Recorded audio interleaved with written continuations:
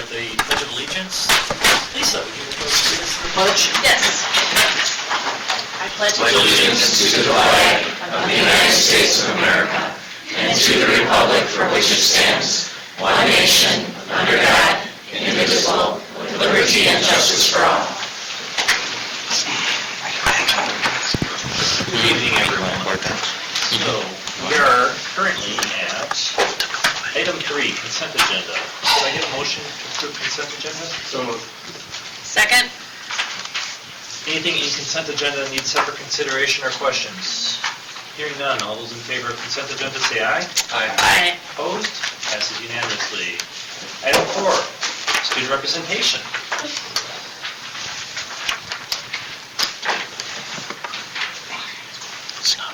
Okay, all right. Hi, everyone. Hello. Hey, how are you? I'm good, thank you. How are you guys? Doing very well. Very good. All right. On April 1st, the MHS forensics team competed at the WFCA state tournament at UW-Whitewater, and one member earned a semi-finalist medal in extemporaneous speaking. FBLA is celebrating its 75th anniversary, and Muskego High School Future Business Leaders of American members traveled to Appleton, Wisconsin to compete at their state leadership conference. The two-day conference had workshops and tours for members to attend to increase their business knowledge as well as compete in different business events. Muskego High School FBLA was recognized for the Chapter Challenge and Diamond Chapter Awards. We also had 12 students earn honorable mentions in their events, and there are 14 students who qualified to compete at the FBLA National Leadership Conference, which is going to be held in California this summer. Next, you guys should come see the Muskego High School Drama Club in their performance of Front. That's going to be May 5th through the 7th, just a little heads up. That's a play by Robert Casely, and it is set during the London Blitz of World War II, and it tells the heartbreaking and inspiring stories of the brave individuals who were left behind on the home front. Lastly, on behalf of the MHS Choir and Band, I would just like to say that we are all really excited because we're going to be heading to Disney a week from today, actually, and we're going to be singing in Disney, so that's a little something that I'm Just looking singing forward at to. Disney? That's all you're going to do? Just singing at Disney, marching in the parade, band will do it, yeah. No, we're all super excited. Great. Fun. Any questions? See you there. See you there. You guys are going? Good. We'll see you there, too. Yeah? Yep. All right, good. I'm not. I'll wait for the DVD. I was going to say, you guys went to We'll need a photographer. You can have one, Thanks. actually. Thank you. Enjoy the bus trip. I will. You can apply. All right, continuing on with the agenda, item 5, public forum. This is your opportunity to bring anything to the attention of the school board regarding operations. Hearing once, twice, moving on to item 6, information follow-up. Phase 3 construction bids are there for your approval. Any questions?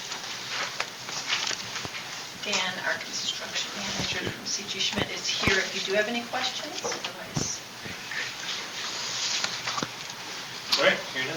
Thanks for coming, Dan. All right, moving on to item 7, superintendent's report. Dr. Thompson. Well, we have some wonderful recognitions tonight. We have the honor of recognizing our Compass recipients, and then our gymnastics girls, and then the cheer and stunt team. So we're going to start with our Compass, and so Jeff and Rick are going to join me up here.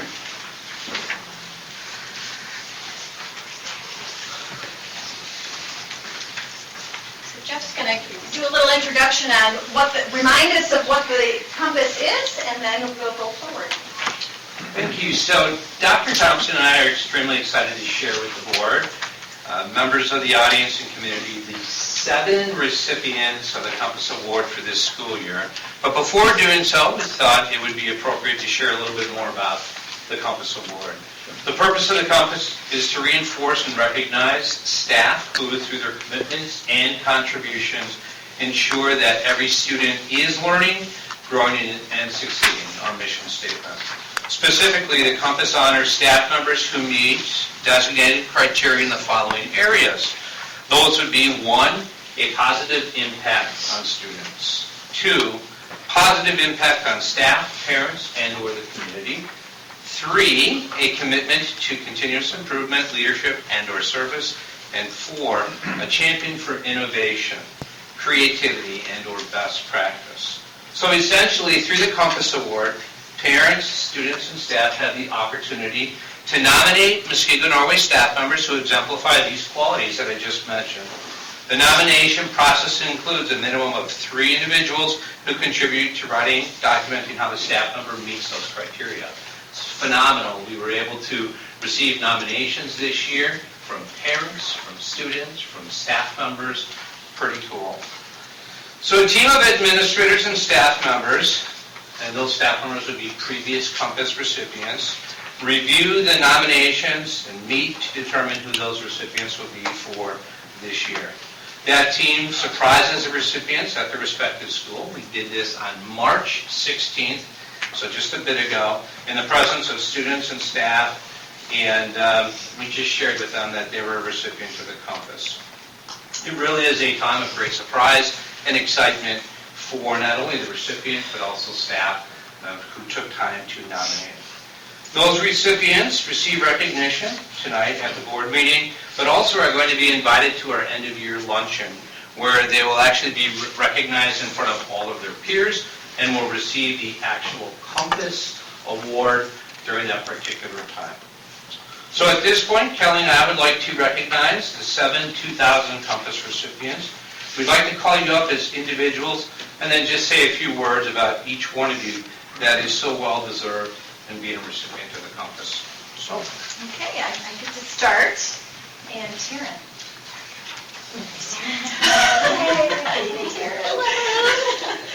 So Taryn is the district school nurse who is nominated for the Compass by 2 separate groups of nominators, including health room staff, administrators, and administrative assistants. Taryn is outstanding at her primary responsibility of ensuring district staff are confident and competent in managing a wide range of student health issues. Over the past couple of years, she has implemented several innovative programs, resulting in EpiPens being available in all district schools, for all health office staff receiving vision screening training, and an all-online health room tracking process. In addition to coaching tennis, Taryn supports students through the Girls on the Run program, which she piloted at the elementary level, which has gone rogue, it's going all over the place, and is now expanded to the middle school level. So Taryn, congratulations on being a 2017 recipient for the Compass.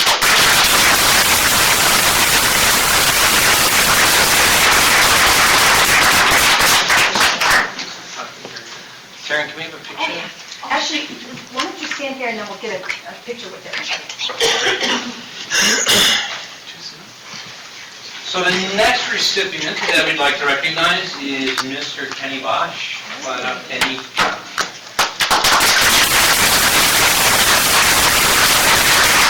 Kenny is a teacher at Muskego High School who has taught multiple classes within our social studies department there. He was nominated by a combination of students and staff members. A former student best described Mr. Bosch's teaching style as unconventional because of the heavy integration of technology used in the classroom. Furthermore, Kenny was described as a pioneer of many contemporary teaching practices that have become so popular over the years. Besides Mr. Bosch's innovative approaches to teaching and learning, he has been described by his peers as a colleague who has garnered a tremendous amount of affection and respect from the student body. A steady stream of students make time during the day to pass his class, wish him a good morning, afternoon, or night. Besides contributions in the classroom, Mr. Bosch has been recognized by coaching colleagues as having a unique gift in his abilities to connect and relate to students on the court and motivate students and athletes like no other. Congratulations on being a 2017 Compass recipient.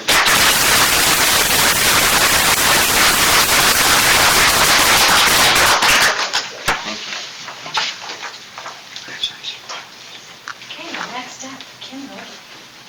Yay!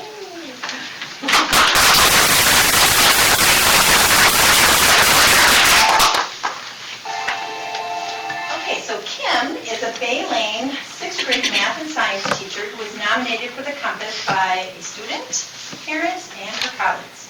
Kim is described as being an awesome teacher who is diligent in her focus on student success.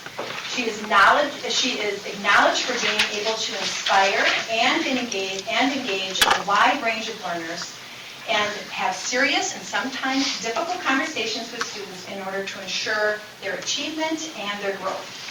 Kim's commitment to coaching has allowed her to extend her impact beyond the classroom and actually brought her 7th grade volleyball team to the championship this year, so yay, that's great. With staff, Kim is effective at and creative in her approach to leading teams and committees, such as in her role as a PLC, or Professional Learning Community team lead. Kim's efforts to integrate literacy practices, such as vocabulary instruction, into math lessons are outstanding. So Kim, we are proud that you are the recipient of the 2017 Compass.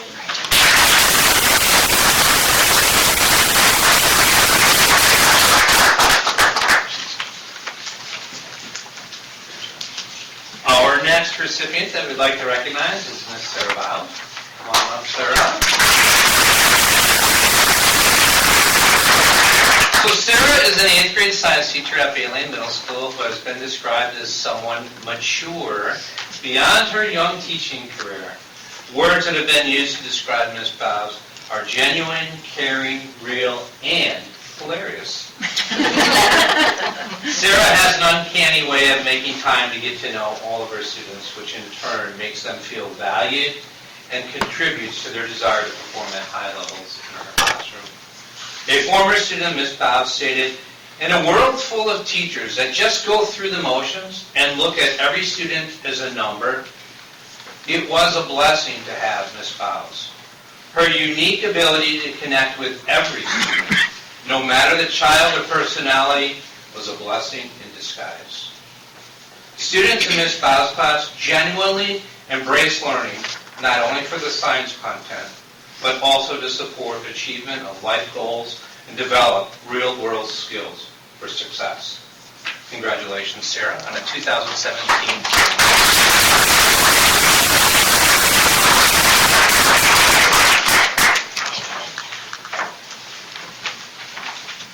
Okay, next is Courtney Thompson. If you want to join me up here.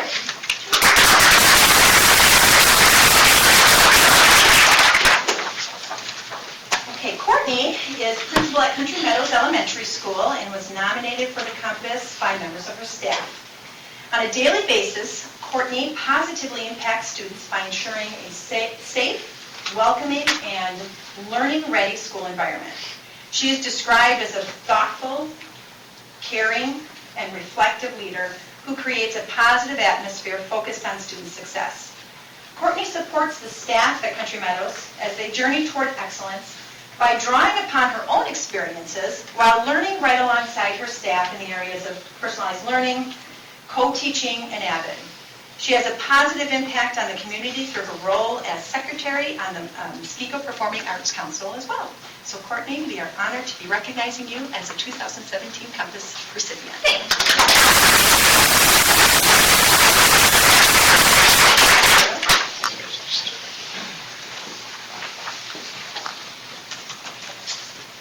And our final recipients of tonight's recognition for the 2017 Compass actually is a team, and our second team to receive such recognition, last year being the first. That is Team Gurecki, Team Cianciolo. Tim Gurecki, Steve Cianciolo, come on up and join us.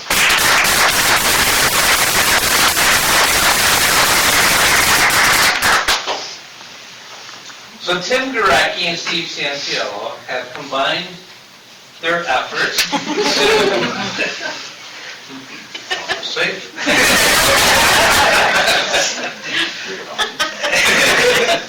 They've combined their efforts to make an extremely strong building and district operations supervisor team. Their approach to working with people has resulted in positive cultural shifts within their respective departments. This shift has in turn created a mindset that their department can literally accomplish anything, as evidenced by their construction of an outdoor seating area, installation of literally hundreds of LED lights and taking on of additional groundskeeping responsibilities, among others.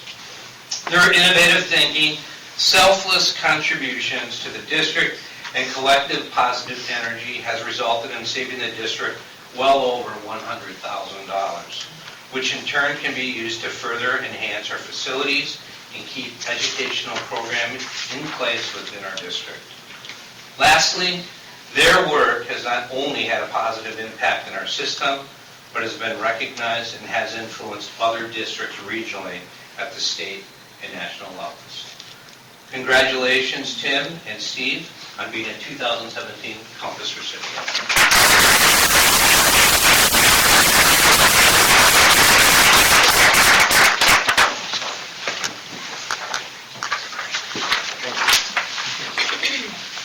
All right, so let's get a picture. So if we could, want to move up? Why don't you move up? And if Taryn and Kim and Sarah, you want to stand in the front, and Courtney, and then we'll kind of come around. Yeah. That's good, I'll take on. How about that? That look good? No, stand. That looks good. You guys, this is the best. All right, ready? 1, 2. 1, 2, 3. All right, it's all you know. Dawn, sit down. Dylan.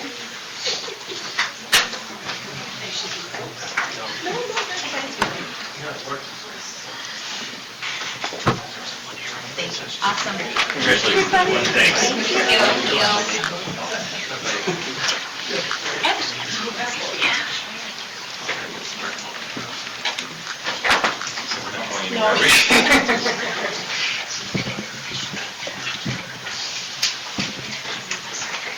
Next, we'd like to have the gymnasts come up to all of you.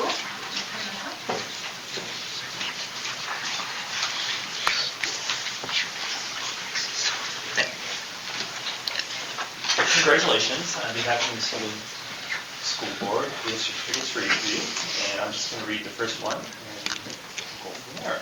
It's a certificate of appreciation. The Muskego Norway School Board hereby commends Claire Mackey for her contribution to the 2017 Wisconsin Interscholastic Athletic Association Girls Gymnastics State Tournament.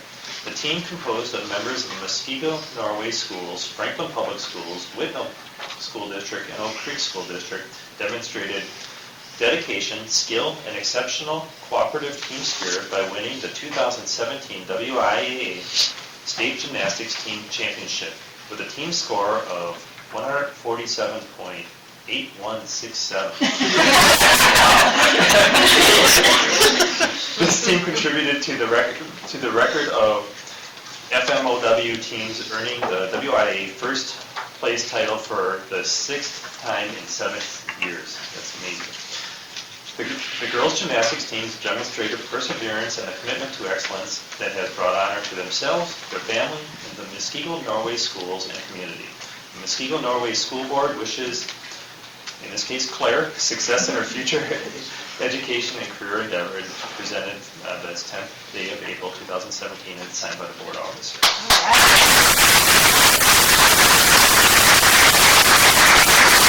We have one for Emma. Congratulations.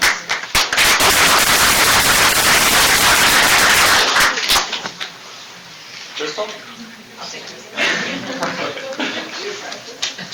And Liz? Congratulations.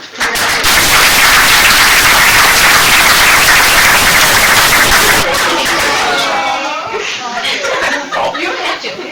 I'll just thank you guys for recognizing us and supporting us. I know Mr. Coogie's come up to quite a few tournaments, and he isn't our host athletic director, so we appreciate the support of this district as well. Absolutely. A pleasure. All right, so we're going to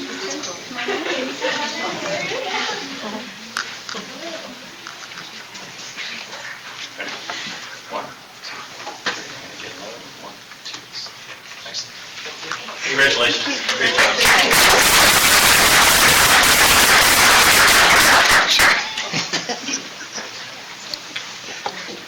Now we have the cheer and stunt team. So we have pardon me? A lot of, that's all right. We'll recognize those who are here, and then you can take the remaining. Yep. That's okay? Tell us what you're saying, things about their journey or anything. You want to stand up here? Yeah, please do, stand up here. All right, like previous, we have a certificate of appreciation, and I will read the first one.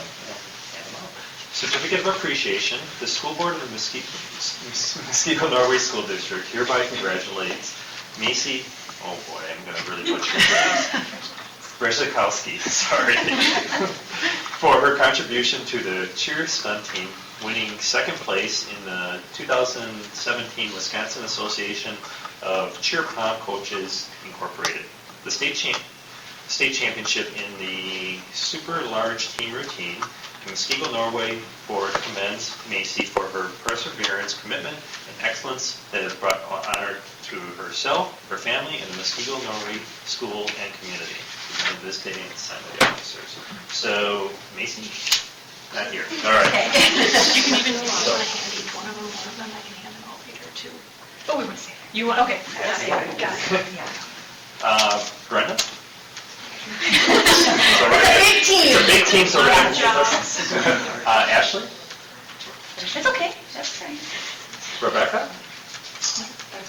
We're going to all be on the end. Jordan? Alphabetically. Elizabeth?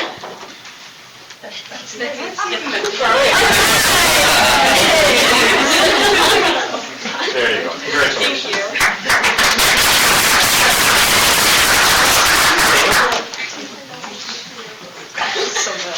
Julian? Morgan?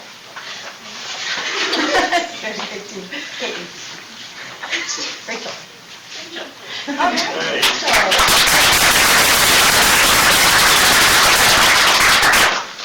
Gracie? Maria? All right, Maria.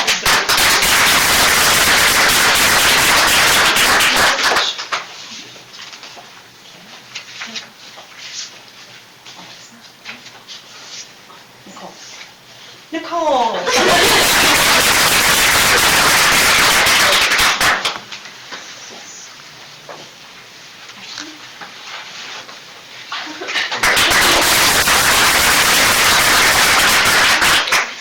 And there are a couple of you with some added. Okay, is Mason here? Oh, Tyler, yeah, sorry. There's Mason.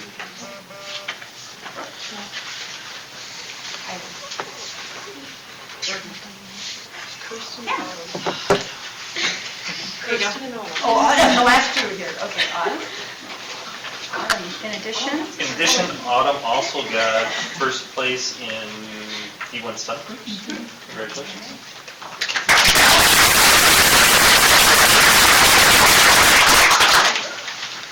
As did Kirsten. Congratulations. You want to say anything, or? No, I mean, thank you so much for inviting us here. This is a big honor for them, and I think it's really great that they get that recognition. Thank you. Now we get to do a picture. I'm sure you're all waiting for it. Oh, no. It only goes on the internet. Do something stunty.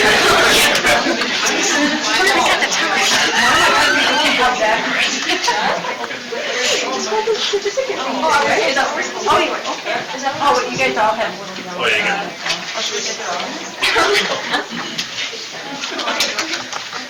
Rick, do something stunty. Oh, Dean wants some stunts.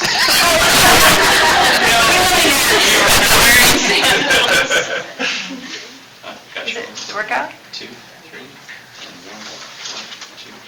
Got it. All right. Congratulations.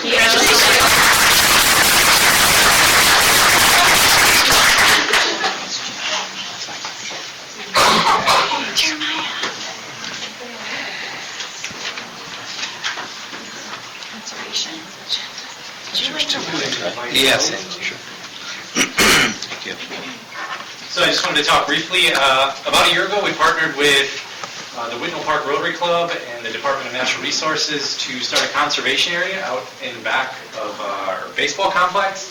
And we're still about a year out before we'll really see that come to fruition. We have to do some weed knockdown and make sure that those don't come back before we do anything else important. But our first project, actually, Allie did on the property. If you just wanted to share briefly what you did and why you did it, because it's pretty cool.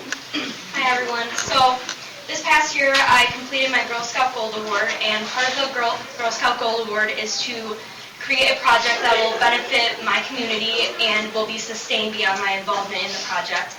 So I began to start brainstorming some issues that were in the community, and immediately I thought of natural resources. And one problem that I noticed was very frequent in Wisconsin very lately is declining bat populations due to a contagious disease known as white nose syndrome. And I noticed that Muskego were lacking some bats, so I thought, oh, this would be really cool to have people in the community see how bats benefit our community. Decrease mosquito populations, that always helps us, and plus bats are really cool. So I decided for my Gold Award to build some bat houses to put up in the Muskego High School property, as well as in the Engle Conservation Area and the Battershear Preserve. And I got together a group of people to help me construct these bat houses, and with the help from Tom Zager, the city forester, we managed to make this project a great success. And yeah. Well, we have a certificate of appreciation honoring you. So it says, this certificate of appreciation, the Muskego Norway School Board presents this certificate in grateful recognition to Ellie Mazurkowitz for her service to the Muskego Norway community that earned her the Gold Award, the highest recognition that a Girl Scout can achieve.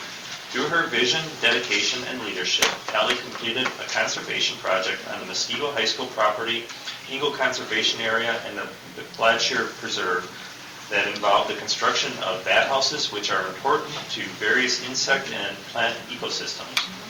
This project benefits the community by providing a more comfortable setting to enjoy visiting our wonderful nature preserves.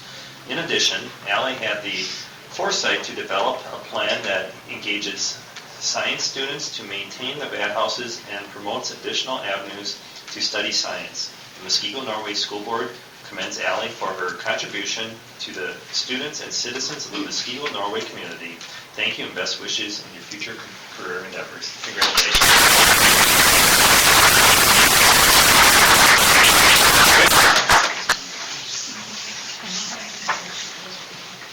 And while we're getting set up here, the Gold Award is actually more rare than an Eagle Scout Award as far as the numbers given out each year. Really? Yeah, it's the highest award that Girl Scouts can get, but there's so fewer of them awarded each year compared to Eagle Scouts, and it's really something to see them come through. So congratulations. Congratulations, Allie, that's awesome.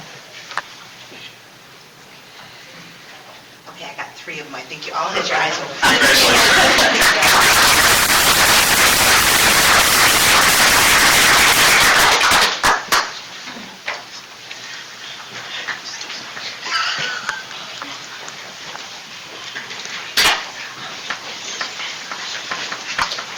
And we just got started in the superintendent's report.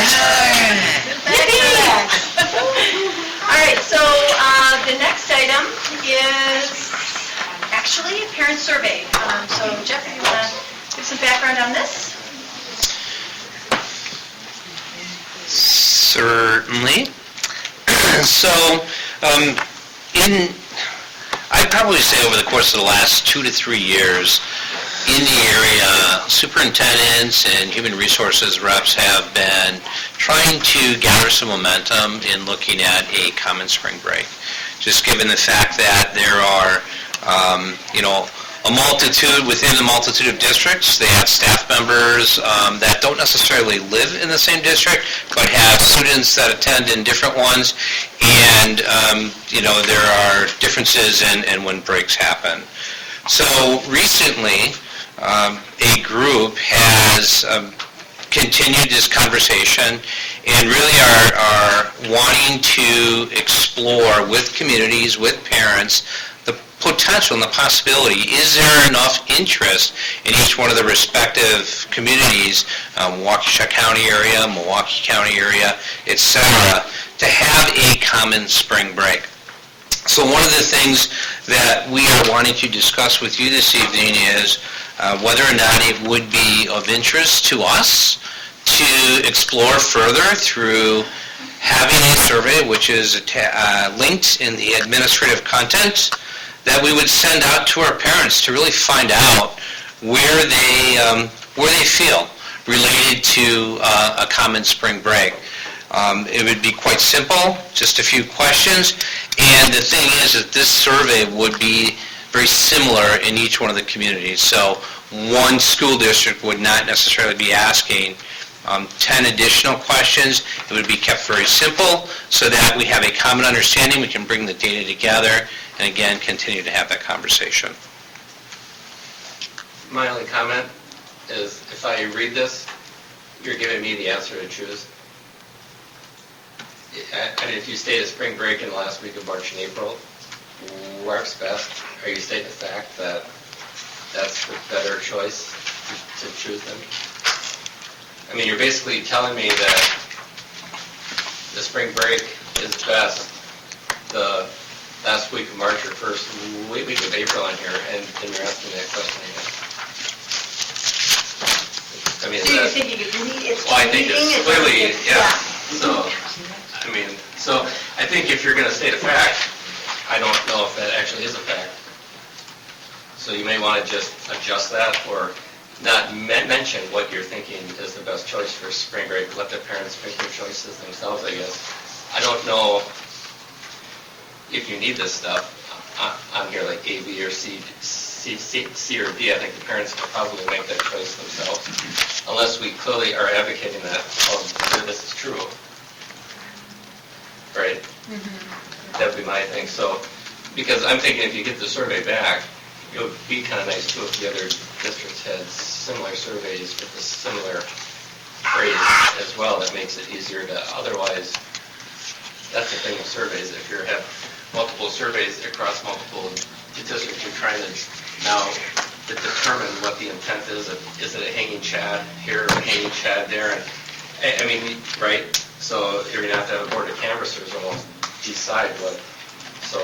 Yeah, this was designed by a number of districts, so Okay. it is common, and those A, B, Cs, and Ds, that isn't changed from what was brought forward But from that. don't you think though, if you read it, you know, if you're telling me that the spring, you're telling me B, and then you're actually asking me, when you normally think someone would pick that then? Oh, I hear what you're saying. Yeah, I do. yeah. And certainly what we could do is bring it forward. I believe most districts are looking at fall distribution, so if we have some comments about maybe some suggested changes to the survey, we can certainly bring that forward to the group. Yeah. So in other words, just ask the questions. I think if you just ask the parents the question, when do you want spring break? Which we asked them about a year ago. Yeah, and you could just have this week, that week, that week, that week, or that week, and let them make their own choice. Yeah, that's what I would do. I don't think I need to lead in anything on why it's, yeah. One thing I mean, if the board agrees to go with this survey again, can we just put this subject to rest for at least 5 years then? Because it seems like it's come up. Well, I'm not even suggesting we go through it. Right, I'm just saying if we do, it I'm seems just like it thinking- just, you know, we've weighed in on this numerous times. I personally. Yeah, I thought we put it you know, a together. certain way, but I don't, The funny part is that, you know, we actually had a common date for spring break years ago. Some school districts decided to go off to change the date to a consistent one, and probably those are the districts that are driving this now. They're trying to make us all You follow mean what that they was did. after? It was always after Easter. I mean, that's when you had off for the spring break, and then, you know, some districts went off and changed that, and now they're trying to get us to follow suit. I don't know what the Created their own survey problem. looked like the last time we did it. Is it something like this, or is it the same one?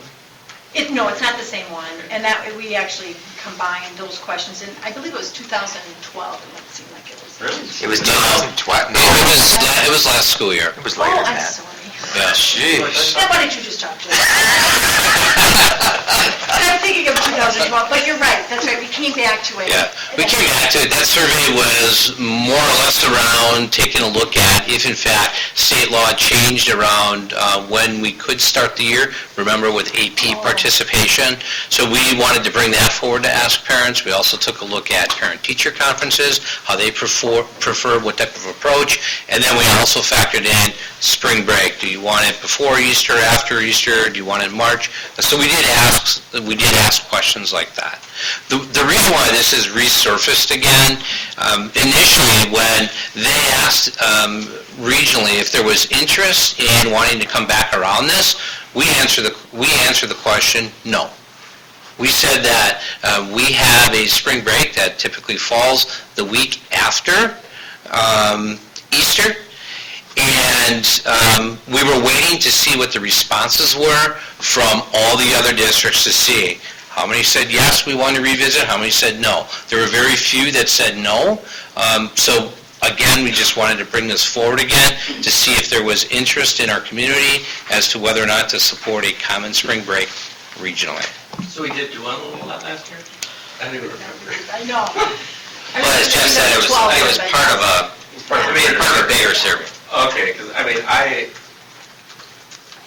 I guess if you sent the survey out just asking the question and let parents determine what's best, because you know that, even confirmation is like crazy this year. But there's just always something. But, yeah, I just don't like those lead-ins there for a survey. So, But if we already did this too, I don't necessarily want to go out again, just to survey, spend time surveying again. The only difference is that it is it's that regional opportunity to become. Okay, so is this more of That's you want to different. be part Do you want to in this? do you find it of value that there would be some commonality around the region? Now, likely it wouldn't be necessarily any connection with the family unless they're an educator in a different district or, you well, know. sometimes they do some number of families, I know that some of their kids' school choice somewhere else, Yeah. so. They should, My suggestion would be, if you want to participate in it and survey again, that's fine, but as Chris indicated, take out the leading statements above the survey, ask the survey, but I would also recommend that everybody be asking the same questions in the same way, in the same survey, otherwise, This is. what point does it serve? So we'd be changing, we'd be going off course if we don't include the A through D, because other districts would be giving this survey. I had less problem with that, because it seems like those are leading.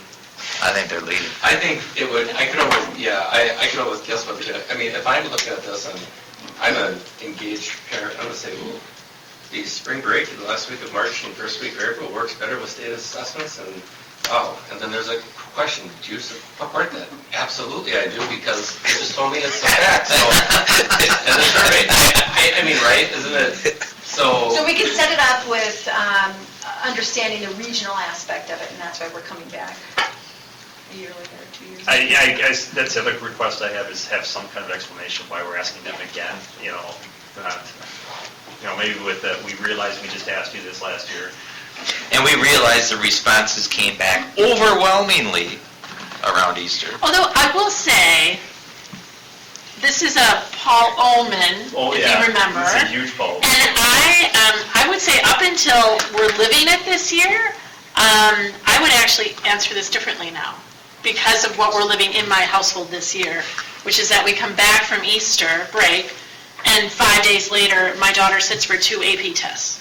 So that's just crazy. And prom and cabaret. That's nuts. So it is interesting how your perspective may change depending upon what you're living. Like, I don't care. Right.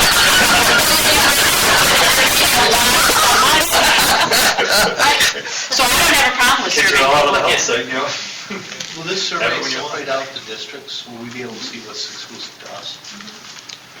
So the other point I was going to ask was, so between now and, so what else are we going to be asking the parents to do, from schedule changes, middle school stuff, anything?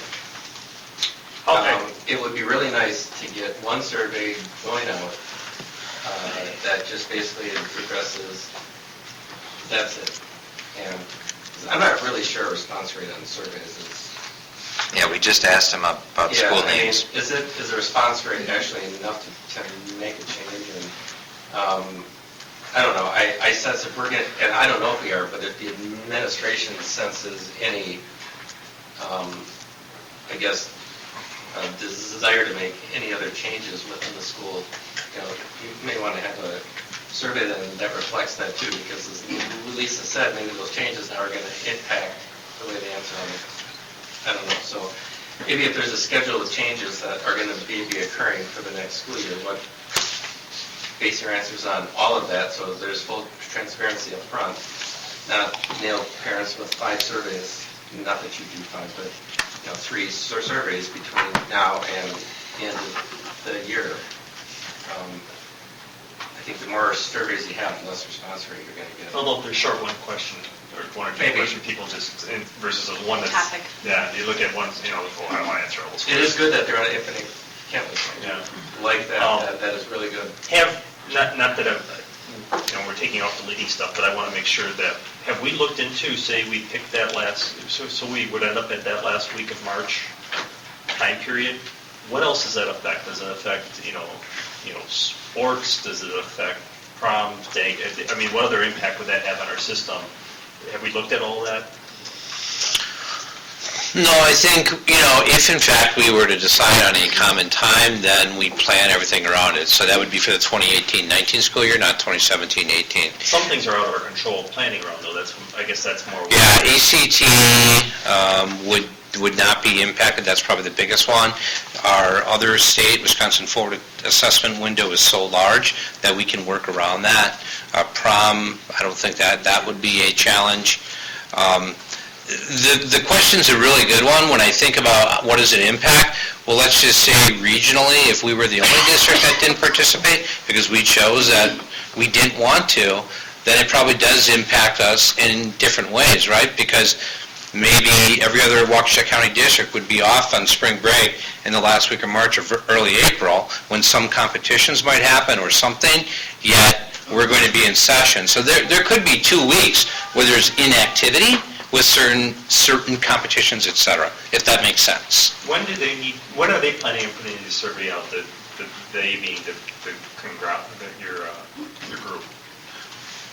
Well, we're looking at September for this one, for example, so it's not something we'd be surveying now, it'd be too confusing. It's really next year for the following year. So they said every district would combine the responses early in the fall, like October. So that planning would be able to, then districts could start planning around for that 18-19 school year with enough time. Okay, so that helps in the part of, so the survey wouldn't go out now, it would go out Until later. So September that helps 8th. because it's not as close as the last one. Yeah. What's your thought on the option of we do nothing, let them tell us what their surveys all come back for? If everyone's going to switch, well, then we'll look at it. And then we could survey saying, everybody else is doing it. Well, I mean, I think that almost might have more value. Approach. I wonder what Because if it was that way. Our surveys. So we came change back. it, no one else does all of a sudden. I don't know. Okay, now. I just thought about what Lisa said too. I'm thinking, well, wait a minute. 3 years ago, I probably wouldn't care. Now with UA and Toby and the music, he needs that Easter. So it's like, yeah. But I could see now, 4 years ago, I would not have cared. So how do you do that when? You're citing one thing, an important thing, but there's probably 24 other competitions that would be impacted from a change. And co-curriculars. So how do you, without citing all of those, I don't think you should cite any. You should just ask the parents and they know. And maybe we change it every 4 years. I don't know. But Bob or Brett, do you have any input on this? I don't actually mind us participating in it. I don't think we get a lot of complaints about participating, but actually moving it, that would be tough unless every other district in the region was doing it, so. So- I don't mind looking at the data, that's why I asked if ours will be separate, but it's going to have to be pretty overwhelming for me to support moving it from what we have now. So, can I make a suggestion? Go back to, see what everyone else does. And if they're going to be changing it, because they're going to probably do it with or without us regardless. If everyone else comes back, they're just going to, they're all going to go to that. If everyone's going to change, maybe then we should have a conversation. If it's half, why do we need to be, what impact do we have then? The other thing is too, is when is Easter, it changes, so. Right. You're gonna, we're just at a later time frame, not now. So, again, that pendulum's gonna start, those 40 days are gonna swing back now. So, and now people may think, well, wait a minute, I want that, resurvey me again. So. I think you're giving people too much credit. You think so? I don't think they think that far ahead. I think we also don't know what the criteria is for each other school board to decide what's that mark, well, it's 75% or it's 65%. I think we should just wait and see what everybody else does. Not only the survey results, but what they do with the survey results. They might not do anything. That's true. Yeah. If you want to not survey and just wait, I'm fine with that too. So when would you expect the survey results to get to the districts? Like right around October? The surveys in spring? Yeah, they didn't specify the exact, it was early fall, October-ish, so that people could start planning. Because everybody talked about planning their calendar in like November, bringing it to the board in December, having it approved, so it's ready to go. So I'd assume you'd have some discussions with other superintendents about what the sense is about changing. So when we have that discussion, we have a little better idea. Yeah, I think we could certainly wait, and then as we prepare to plan for the calendar for 18-19, we'll touch base with the group that's going to be surveying, see where their results are, and if we feel like there's enough to talk about, we'll bring it back at that point. So we can just put this on hold until October. You okay with that? Oh, yeah, absolutely. We were very upfront with the group saying our community very much appreciates having it connected with Easter, but that we would be open to, and that our community may have a different mindset if they knew more districts were kind of coming on board with that, so. Yeah, and again, I would add, just to give perspective, when the initial survey came out to say, is your district interested? I completed that survey and initially said no, because we surveyed last year, and our community, our parents, our board are in support of a spring break after Easter. We were one of 3 or 4 districts in the region that answered that question, no. Some answered because they consistently have it after Easter, or because they've already developed their 2018-19 calendar. They do 2 calendars at a time, 17-18, 18-19, so they weren't interested for that reason. But again, that gives perspective. One of 3 or 4 districts in the region that said no to that survey. So we won't be the last, we won't be the only one then. Well, next year probably won't matter because April 1st is Easter Sunday, so it kind of will fall in line anyways with those criteria. But And then it gets even earlier after that, yeah, so it's gonna. Yeah. Might not be as critical. And I'll tell you, those of you that travel for spring break, having the whole region, having the same spring break, does not make things easier for you from flights and costs and everything else, so be careful what you wish for. Yeah, we might intentionally choose not to go along with You it. want to try to get an airplane ticket on, Go the week before. down to Cancun that week, good luck. So wait, Yes. okay, thank you. All right, our next item, we have 2 presentations tonight. The first is from our TILT team, and Michelle here. And then we have the Teaching and Learning and Special Education report immediately following that. As they set up, I'll just hit on H&I. H is just recognizing the Boys Basketball Classic 8 Sportsmanship Award that was just announced. And then also tying to basketball, Coach Capes is a member of the coaching staff for the WBCA All-Star team. So just recognizing at the board level for both of those honors. And then the contributions to the profession is just a You're welcome, Tony. So we'll turn it over. Tony, are you part of this too? Or is it just Not, Emily? I'm playing the background leadership. Oh, Tony, I'm sorry, I didn't see you. I'm not Tony. The Wisconsin Basketball is very, Yeah. coaches, basketball coaches. okay, I think. Okay, Tony.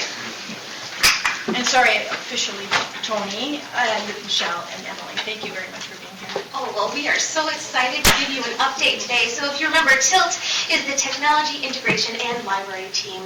And this year we would like to focus on our work with teacher and student collaboration. So there's just 3 of us and we serve all 8 buildings.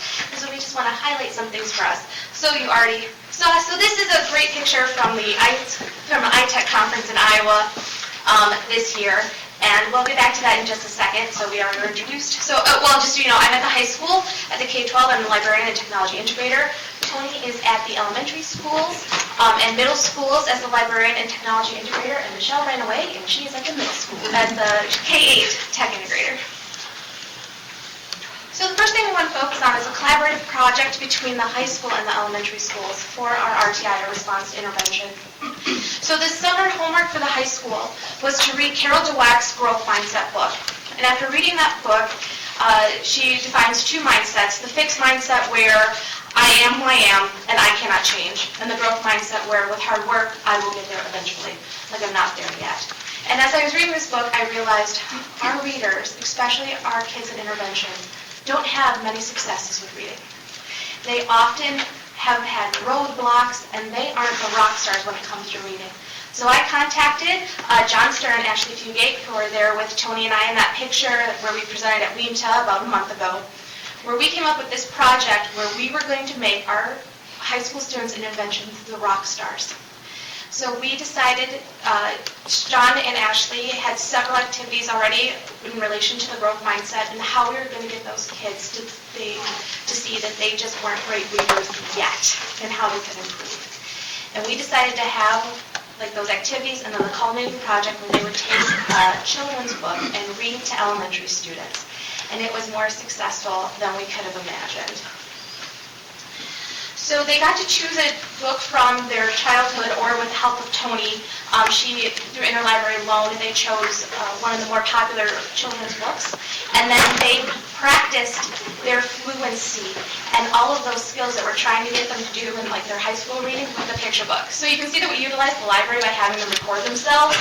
That's one way that we're trying to use the library this year. So that's a couple different projects, not just this one.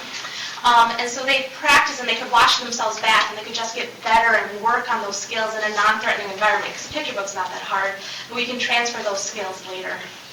So once they were ready, they had themselves recorded. We went to the elementary school. So in the fall, we went to the 5 elementary schools that way. And then in the spring, we went to Lakeview.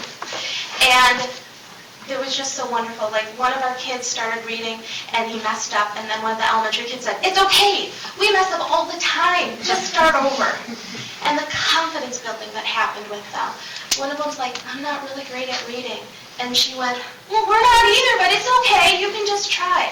So look at how happy they are. They were the rock stars there, and they had not had that success with reading.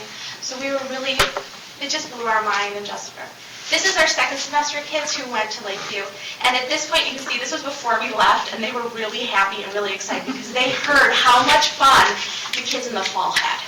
And so word got out about how positive this experience was. And of course, we could not have done this without the elementary cooperation. So at elementary, what I did was work with the reading teachers at each of the elementaries and set up a schedule, hyped it quite a bit with all of the teachers, and so they would sign up, and little did we know, we would have students that would select their teachers they had earlier in their career, and how exciting it was for the kids, because those teachers were waiting for them. They had pictures, they had things, artifacts from when these kids were younger, so they really celebrated them. And so many of our kids really worked on, in our elementaries, are working on growth mindset also. Just a little bit different language, but you can see in the notes that they sent back to the high schoolers, thanks for taking a risk. You didn't do it yet, we're proud of you, we think you're great. So it was really something that went back and forth. And I was at Mill Valley, and I had a student who I had in middle school who was new, and she was petrified. To see her scared, she had her friend, I don't think I can do this, I'm not sure I can do this. And she went in, she did it, came out, I'll go to another class. That was awesome. It was so fun. So they really were the rock stars. And so like Tony said, here's one of them. I know you were nervous, but you did really great. Good luck at MHS. But I'm so proud of you. So just getting those messages back was just so motivating for our kids. And they had extreme success. So we also wanted to mention this other PD opportunities at the high school that we did in working with teachers. So you sent us to ITech, so we want to thank the board for sending us 2 different conferences and supporting those efforts. We learned about Goose Chase at Iowa, and then I was able to take that back and do professional development with the high school. And it's a scavenger hunt app that you can do on your phone and various devices. And so we did that as a PD, and it's probably one of the best PD days, like most successful ones that I had. You can see like they had to show their growth mindset, and we had Thankful Thursday where we're thankful for our colleagues to show that. So it's one of those great ways that we train the trainers. So I was able to learn that and teach it, and then we had like several classes the next day automatically start and do the Goose Chase. So that is PD opportunity at the high school, and now some PD opportunities at K-8. So because I am between so many buildings, I really access the kids. I do a lot of reverse mentoring. I'll teach them, and they'll teach their teachers. Or they'll hear about it from a friend, and we'll get involved in it. Coding, I'll go into classrooms, do a lot of work with the kids. And we have a following now because I start them at 2nd grade, and then we get into some robotics. And then by 3rd grade, this year I had 2 requests from little 3rd grade kids. Would you come and teach us again how to do coding? Our teacher needs to learn. And they were so sweet and wonderful, and it worked beautifully. Right now I'm working with a project with 8th graders over at Lake Dunoon, and we're using swivel technology, so it's a base, and an iPad goes in it, and they have a little marker, so the camera moves with them. So they are thinking they're pretty cool because it's smooth. There's no more so it's really great for them. And then we're going to put it into iMovie and use green screen. And what we're doing that at 8th grade over at Lake Dunoon. We also did it at Muskego Well. And so those kids are going to make a tutorial video that I'll use with the other 8th graders. So it really is using a lot of what the kids know. They're so willing to do things, it's pretty easy to work with them. And I also have training sessions with the teachers, all of these things we've done in the morning or after school. One that's worked really well for us is Breakout EDU. It's kind of like an escape room, and you have to solve puzzles, and it's directly related to curriculum. And so we started it last year. Slowly have been adding each year more and more classes. So this year, Michelle was able to work with a class at Baylane who made digital breakouts and then shared them with 3rd and 4th graders at Muskego Well. So that's our PD there. Also this year as being the K-8 librarian, bringing in authors is huge for us. And I've partnered with Boswell Books, which is in Milwaukee, and they do bring authors to town, and if you get lucky enough to get picked, they come to your schools for free. So Pat Miller went to 3 of our schools. She did such a good job, we ended up hiring her to come for the other 2. So it was really kind of nice to have her at such a small class, and everyone really enjoyed her, and the kids to be thrilled to see an actual author is pretty cool. And then the other ones that I had was right at the beginning of the year. It was for 5th and 6th graders, and again, I partnered with Boswell, so we got these big names, and we got them for free. So every year it's a little different. You never know who's going to come, and you never know if you'll get picked. So we've been pretty fortunate the last 2 years to be selected for them to come. And my other thing that I'm working with quite a bit is internet safety for our K-8 students. So we have information that goes home in the school newsletters. And then each month, we have it set up so first through sixth grade students, one lesson during their library time of the month, they'll learn something about internet safety. So for our little friends in first grade, there's Hector, who's a dolphin, and there's a cute little song. They know it by heart. They sing it. Second grade is Professor Garfield. Third is NetSmarts. Fourth is an Australian pirate theme. And the kids love their accent. And it's so funny. They're so engaged with it when we tried it. Fifth and sixth grade, we also do video clips for them and discussions during their library time. And then seventh and eighth grade, we do it during social studies time. And we're really trying to find something there that's a good fit for them. So we've tried a couple of things, and I think we've landed on what we're going to keep. So basically, it's really, every year it's the same thing, but in just a little different package. Keep your personal information personal. Don't share anything unless you check with your trusted adult. And all programs use that language, trusted adult, understanding what cyberbullying is and how you can deal with it. So we just review that, and it's amazing that there's not been any child who said, oh, we learned this. It's so interesting to me because it's repackaged in a different way, so they're pretty receptive to it. And then Michelle has some more information. Yeah, so Tony and I cover the K-8 schools, and while two people can't always be at the 7 schools all the time, we want to come up with a way that the teachers and other staff are still supported through technology integration and other digital learning. And so we sent out a survey that staff could fill out what they needed to, what kind of support they needed to integrate digital learning into their classroom better, as well as which topics they were interested in learning more about.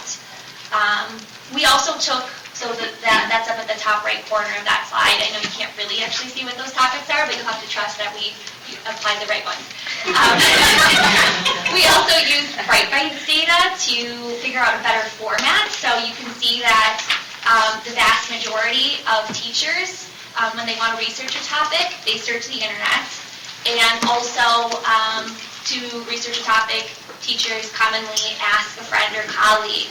And so our solution was creating a website that has over 126 resources. We use the 5 top tech topics that were requested: differentiation tools, digital content, formative assessments, flip your lessons, and parent communication.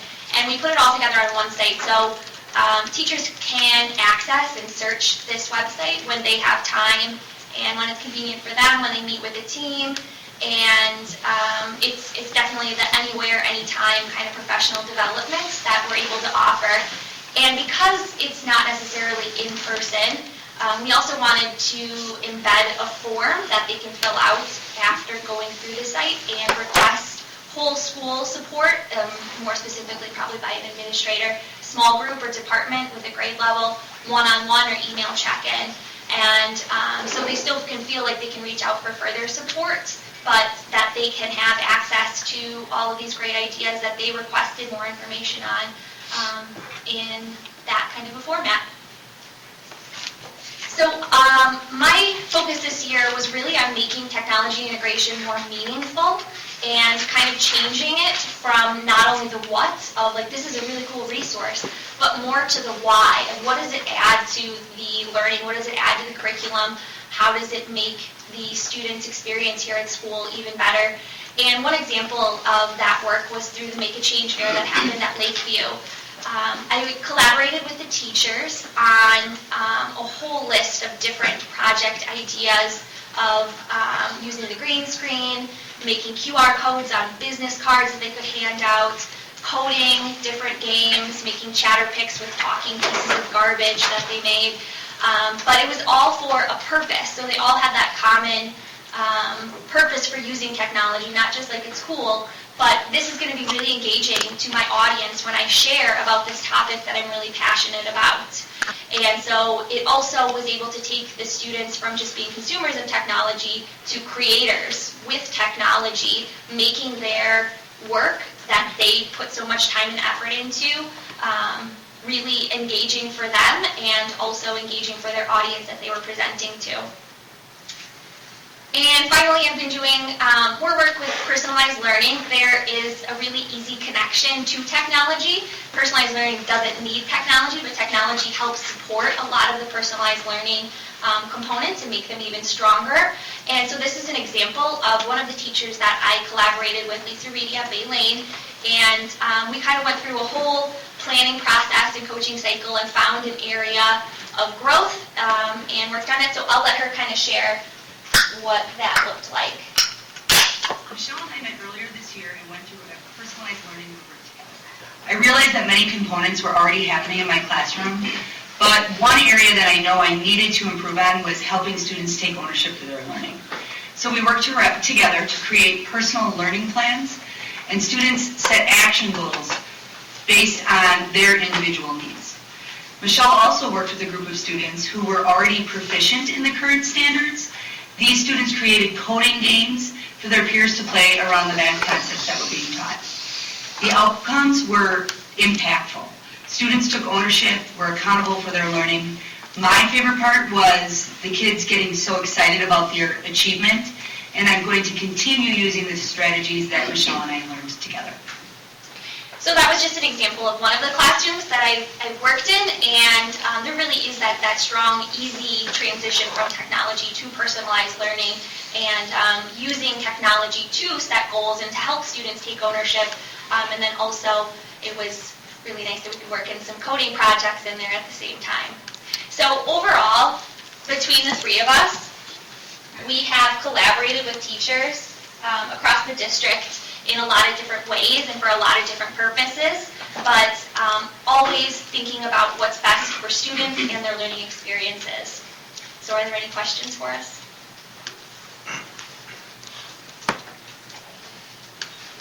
Thank you. No, but thank you. Very nice. Thank you. Yeah, I appreciate it. Thank you so much. Yeah, awesome. It's a wonderful impact on our student learning, so thank you so much. And our staff. You certainly keep us engaged. It's always nice to see technology in use. And it's nice. Thank you again. So that moves us right into our next report to the board from our teaching, learning, and special education team. This is the exciting part.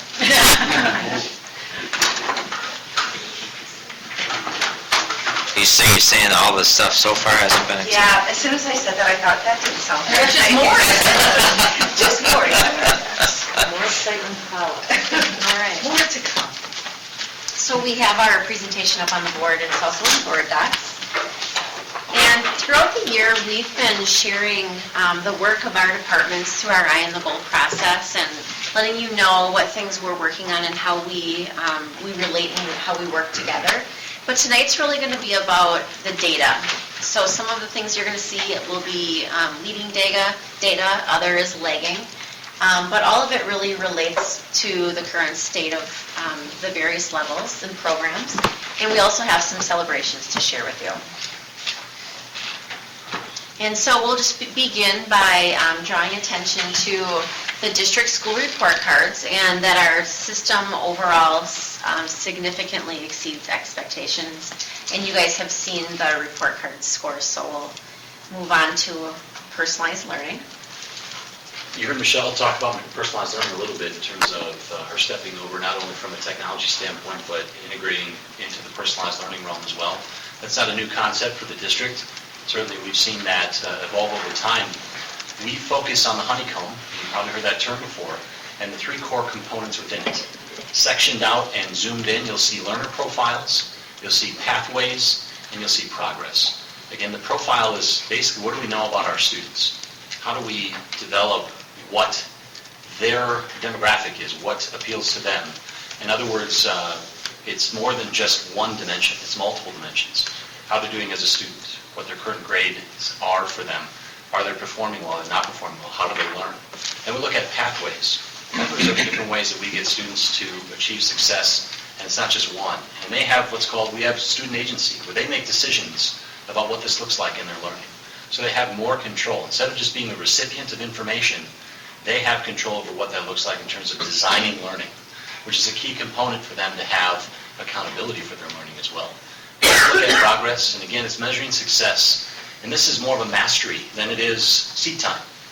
So mastery is important because we, of course, want our students to have mastery of a skill set, mastery of a curricular area, or option, or standard. And so that's where we have a strength. But again, it's not about just how long they're in a seat or just a final grade to assess their learning. The other part is we're excited to announce some really big changes happening in and around personalized learning in terms of that adoption in the district. So something that changed recently is the cohorts. We had multiple cohorts, groups of teachers, who were getting formally trained in personalized learning. They were going off-site to CISA in Pewaukee. Now, that's not too far away. It's not in Wisconsin Dells or something as an example, but it's a journey for all of our teachers to go there. So we had enough participants this year. We were actually able to bring the Institute cohort on-site. Gives us way more flexibility for time, flexibility for how we instruct, and really what we end up doing with that. So in other words, we can basically build our own institute. So that is something we're very excited to report. The other part is we also have recently learned we're the recipient of a grant from the Joyce Foundation and Madison. And for them, it's details yet to come, but this is going to help fund the processes that we have to support personalized learning in the district, whether it be with staff and students, as well as our administrative team. So more details to come on that. The other part is we're working with an architect and multiple vendors to look at what 21st century learning spaces are in our schools. That's a difficult thing to define. And we know it's not always just right in front of us. So instead of making our guesswork by looking through catalogs and online and trying to assemble these things, we're actually having architects work with us to render drawings to determine what those learning centers will be. So very exciting about that too. Next slide, please. This graph took a long time to make, as you can imagine. 3 whole columns. So anyway, what you'll notice is the progression in number of participants. And this is the total each year, not how many are additional each year, but the totals each year. So right now, after the completion of this current cohort, we'll have 53 certified staff members who have participated in this process for implementation. It's a wonderful number. I say certified staff member because it includes administrators, it includes cross-categorical teachers, it includes regular ed teachers as well. So it's very exciting groups and coaches. Michelle Ploshines is one of those individuals too who's included. So now that we have, again, 23 certified staff members in the current cohort, this is a big step for us because we're starting to get more saturation in our grades. And particularly a lot of it is happening at our K-8, but their focuses aren't missing our high schools either. That is an area we're definitely keeping a focus on and trying to grow these there as well. As Michelle stated, we're doing coaching too. So even after people implement, the coaching opportunities are there, and she's able to work with staff to make sure that they're being supported well. That's a key component. And last but not least, our vision is to have personalization for all staff across the district, K-12. I'll stop there, moving on. Okay, so Tony referenced the 3 core tenets of the personalized learning approach, and that's how we've arranged our report for you this evening. And so the first component is student profiles and really getting to know our students. Now, while there's multiple pieces of data that we look at to determine a profile, such as student interests and other things like that, as Christy mentioned, we're really focusing on results tonight. So we do look at our student results on the Wisconsin Forward Assessment, which is given in grades 3 through 8, the ACT family of assessments, and then locally we utilize the STAR assessment. For this next portion, we wanted to focus in on our goal as a system from the eye on the goal. So you would have seen this before. But again, our goal is that our students would perform on the WSAS, student performance on the WSAS would place Muskego, Norway at or above the median for Waukesha County. And so as we continue to share results, we'll use that as our reference point. Why don't we go ahead? As we're getting ready to look at that data, I just want to remind you, we mentioned this last year, but we don't have trend data yet because of the change in assessments over the last several years. So 2013-14 was WKCE, 14-15 was Badger, Last year was 2015-16 with the Wisconsin Forward. Now, we're currently in assessment season right now, so next year we would have 2 years of data to report to you. So the first one, this was our first experience with the Wisconsin Forward. So this is sort of like our baseline data here. This chart represents our placement at or above the median for Waukesha County, hovering right around the median. And this is reflective of all students without disabilities, grades 3 through 8, in the English Language Arts assessment portion of the exam. So this next slide here is reflective of the same information that Dawn just shared with you in the area of English and Language Arts on the Forward exam. It's proficiency-based information, and what you'll see is that we are above median in performance for our students with IEPs, and while that's really exciting and something to celebrate, we do continue to have work to do. You can see there's about an 11-point proficiency gap between Muskego, Norway, and Arrowhead, who performed at the top. So we take 5 minutes to celebrate, and then we get back to work. Some of the work that we are doing around that is we are making sure that our students are receiving core instruction in the area of literacy, and focusing our IEPs around addressing reading achievement for all kids with IEPs.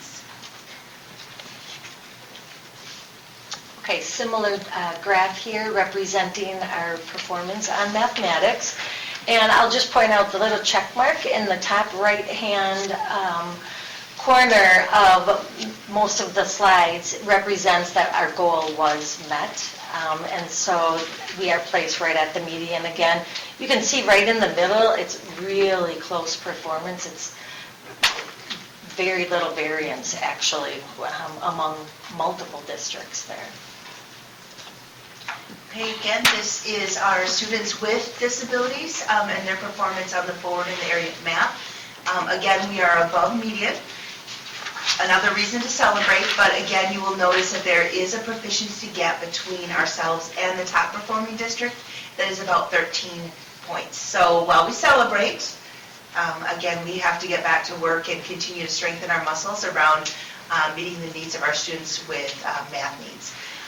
Again, that is really taking time to focus on that core instruction in the area of math and that specifically designed instruction that allows our students to be successful. And one of the, when we dig into the data, which you'll see as we take a look at the STAR assessment, we do ask some additional questions that help us to uncover how we can increase those results even further going forward. So that's exciting work ahead of us. And this spring, we just concluded third year of the statewide ACT test. We do not have results for the March test yet, but the 2016 results, the overall composite for our district was 21.8. And breaking that down into the multiple testing areas, 58.4% of our students were college ready for ELA, English Language Arts. 52.8% of our students were ready for math. 47.9% were college ready for science. And the overall composite in writing was 19.1. So I'll talk about this slide a little bit, but I would like to open by saying, as you all know, Waukesha County is an incredibly competitive district academically. So I would say that in summary of our state results, we have a lot to be proud of, both for students with disabilities and those without. We are above median for the ACT composite for students with disabilities, and there is about a 3-point proficiency gap. So we're closing in on Elmbrook and Arrowhead there. And again, we'll continue to focus our efforts around how are we developing our readers and our mathematicians in the special education department. What you'll notice here is some of the work that we're doing around making sure that our students are performing at the highest level possible. Muskego High School departments got together and they did a data analysis to determine how our students are performing in terms of how they're meeting proficiency with the different state standards. They also did a curriculum review and took a look for any gaps that might exist in our curriculum that might be resulting in our students not meeting proficiency on some of those standards. And then they developed in the departments what are called student learning objectives, and those are goals around student performance that teachers create for themselves to do some actionable work to then address some of those places our students are not performing proficiently, and also to make sure that our instruction and our curriculum is really robust and getting at any deficits that might exist around instruction in those standards. So that's very exciting work. And this year, the Literacy and Social Studies review teams analyzed the ACT standards, and Aspire backs those standards down to third grade, so we can analyze what those standards look like at a third grade level and then up until 11th grade. And we have a team of teachers who are going to be looking at the student data and identifying priority areas that grades 3 through 10 will focus on in the next year in the areas that are identified as priorities on the ACT.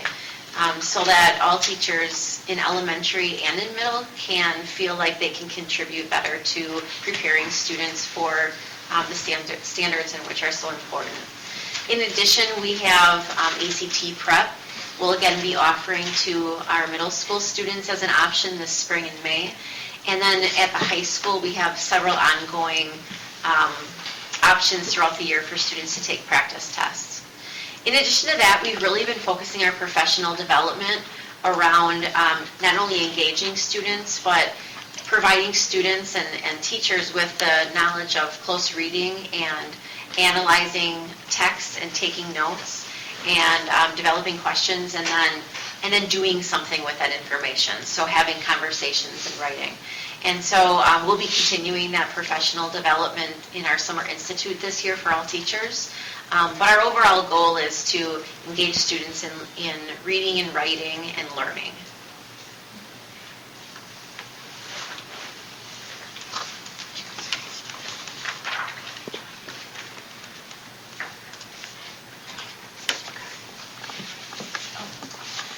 Okay, so that was Our attention. That was like a pause for effect, just to like get you to look over here. So obviously we're addressing the personalized learning component through the academic profiles, and in order to do that, we conduct what's called ongoing progress monitoring, and we use the STAR assessment for that. The STAR does allow us to take a look at how students are performing by grade level, so we can take a look at cohort groups as those groups move up through the years, which has been particularly beneficial in the last few years as the landscape of state assessment has changed from year to year. In addition to that, it allows our teachers to take a look at their classroom profiles. How are their students performing in this teacher's classroom? And then they can have conversations with their colleagues to say, hey, I notice your students are performing really well with this standard and mine aren't. What are you doing? Can I come for a visit? It allows for the development of those professional learning communities. And then also we can take a look and really dig down at the student level. And STAR assessment is actually quite helpful because it will provide teachers with information that allows them to then direct instruction and will actually make suggestions based on how the student has performed on the assessment to say these are areas you're going to want to look at for enhancing instruction around for this particular child. So it's a really nice tool. And of course, that's all based on how our students are performing against the standards. We're going to take a look here at our STAR reading assessment, and what you're going to see is this is the proficiency rate for our students going from fall to winter. We conduct the universal screening assessment 3 times a year, and so this is from fall to winter. Now, the two first bars that are gray and like a rose-colored red there. Those are students without IEPs, and then what you're going to notice, I'm sorry, that's all students, not just students without IEPs. That's all students. And then you're going to notice that those second bars are students with IEPs from fall and then again to winter.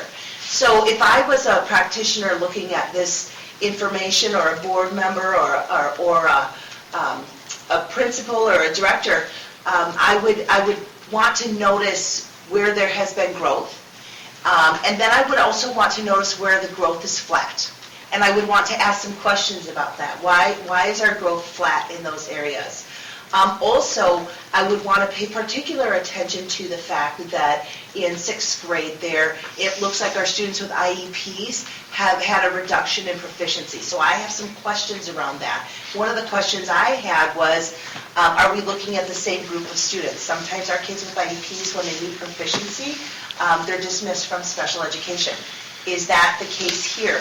Is it that we are missing a specific standard that is assessed and we're not addressing that well within our department? And is there professional learning that needs to take place around that?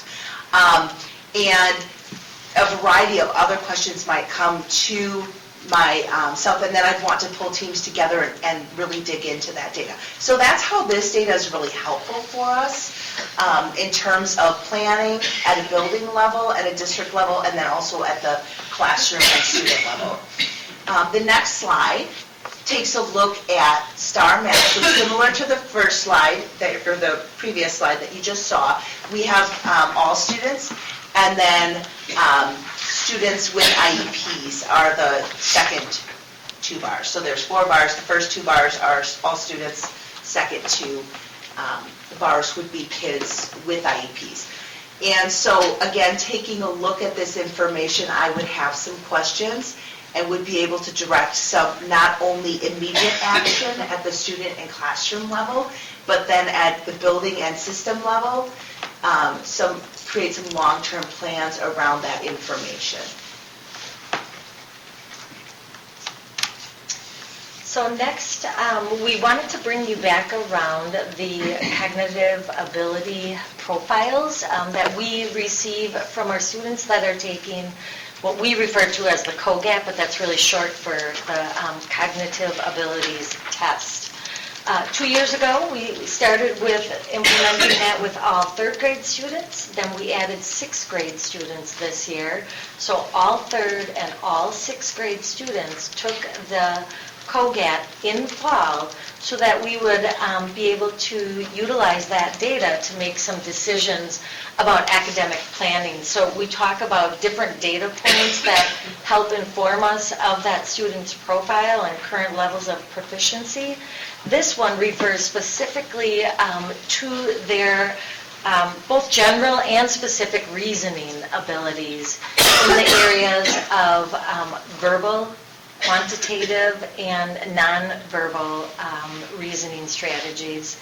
So with this information, we then are able to look at who may need additional enhancements to the current curriculum, or when we think about it in terms of our response to intervention, those would be either our advanced learners or even those with a gifted and talented level of need. The next chart here is really the results on the left from 3rd grade and the results on the right from 6th grade. And the 2 smallest pieces of the pie represent the percent of students that scored in what we call the Stay 9, 8, or 9 range. And those are the highest 2 levels. So you see that it's a range of 1 through 9, and students scoring in those Stay 9 ranges, it indicates that they are really performing at a high level of cognitive reasoning, and we want to provide them with additional challenge and learning opportunities. So those students have a specific plan developed for them to support their learning. Okay, and so we did take a look at some of the data, So then the next question is, how are we responding to the information that we see in front of us? And one of the areas that we're focusing on in the special education department is the college and career ready IEPs. And I will be very brief about this because I talked with you quite a bit about this at the last time we met. So basically, there's a 5-step process, and we know that behavior informs beliefs. And so I'm going to focus on the column there on the right-hand side and talk about how we're operating our IEP meetings and how we're really digging in to understand achievement. And I'm going to show you one of the ways that we're doing that in a few slides down. We're talking about how is the student's area of disability impacting how they're achieving, and getting very specific, moving beyond the thought that just kids with a specific learning disability in the area of reading might struggle in reading, and understanding that a child with some executive function concerns or a need in the area of other health impairment might have challenges with reading because they might have a difficult time approaching text with a priority or with a purpose for why they're reading. Or they'll be reading along and they're not asking themselves questions, and so they get to the end of the page and it's like, oh my goodness, what did I even read? So helping students develop strategies for that and understanding how those disabilities are affecting student achievement across the board. Then developing those really robust stretch goals and aligning services, and then continually analyzing the student's progress to make sure that what we're doing is working. And that would inform, of course, all those beliefs that you'll see on the left. And so now we're moving into personalizing learning through various pathways. So that is the second component or core tenet of personalizing learning is giving students multiple options or avenues for learning the content and skills and standards that they are planning to achieve. Kari mentioned student goal setting. You heard Michelle Ploshines in the TILT report speak to student goal setting, and really through the various pathways in combination with student goal setting, the students are really taking ownership for their learning because they are having opportunity to drive how they are learning the content or standards along with in many cases, how they will demonstrate mastery of the content. So if you look up there, you'll just see some examples of different pathways that students have. We have the personalized learning classrooms, the multi-age classrooms, co-teaching going on, which is that regular ed and special ed partnership within the same classroom, our response to intervention, to really plan different options to either support or accelerate. And then once they get to the high school, lots of options in terms of course selection. And I'll share some data with you specific to the high school. As you're well aware, we have a really robust advanced placement program offering a plethora of course options. We've seen a dramatic increase in participation since 2012. And in 2017-18, we have over 1,000 students registered for an AP course. And about 85% of those kids will take the AP exam in spring. So not all students select to take that. But historically speaking, when our students do take that AP test in spring, we have a wonderful rate of students scoring a 3 or better on their AP test. This shows Muskego, Norway in red as compared to the county average in dark gray and the state average in light gray. And Muskego, Norway students continue to outperform both the county and the state in the number of students taking the AP test and scoring a 3 or better. One of the trends we've seen across the state is that the number of students participating in AP is growing, and that's because districts are taking requirements away and allowing any student to participate without a prerequisite. And so it's opening up that door for students. And anytime you see more students participate, sometimes we see the number of students performing at a 3 or better decrease. So you might ask, why did the county and the state, why are we on a decline for 2016? And it's because more students are testing. But we're really pleased with those results. We also offer Wisconsin Virtual School online classes. And for the second year in a row, 2017-18 has a very large number of students who are interested in taking those types of classes. We do expect about 20% of these requests to change based on student interest in the next couple months here. But looking at last semester, 90.6% of the WVS students passed their course with an A, B, or C. So we're seeing very good success. Recently, you had asked me to report back on the number of course and youth option requests versus how many students actually complete those courses. And so I was able to find data back to fall of 15-16. And so you can see in gray, that is the number of requests we have between course and youth options. And the red is the number of credits actually earned. And so the difference there is not that our students didn't earn them because they didn't do well, it's because they never attended for whatever reason. Perhaps they requested more than they needed just to make sure they could get into what they wanted. Some of those requests were alternates that they never ended up taking. And in some cases, students aren't able to fit the college courses into their schedule. Because what they need at the high school, they're not able to make that travel work between our building and a college or university. In spring, we had 89 credits requested, and once we get report out on grades in May, I'll have updated data for you there. And related to the course and youth options tuition, I was able to go back to spring of 2015-16. And again, you'll see that the estimated cost of courses that were requested is higher than what was the actual cost of the program. Why is it, I'm looking at the right, so your previous slide on spring of 15-16 had, oh wait, never mind. Let's see. Okay, never mind. Okay.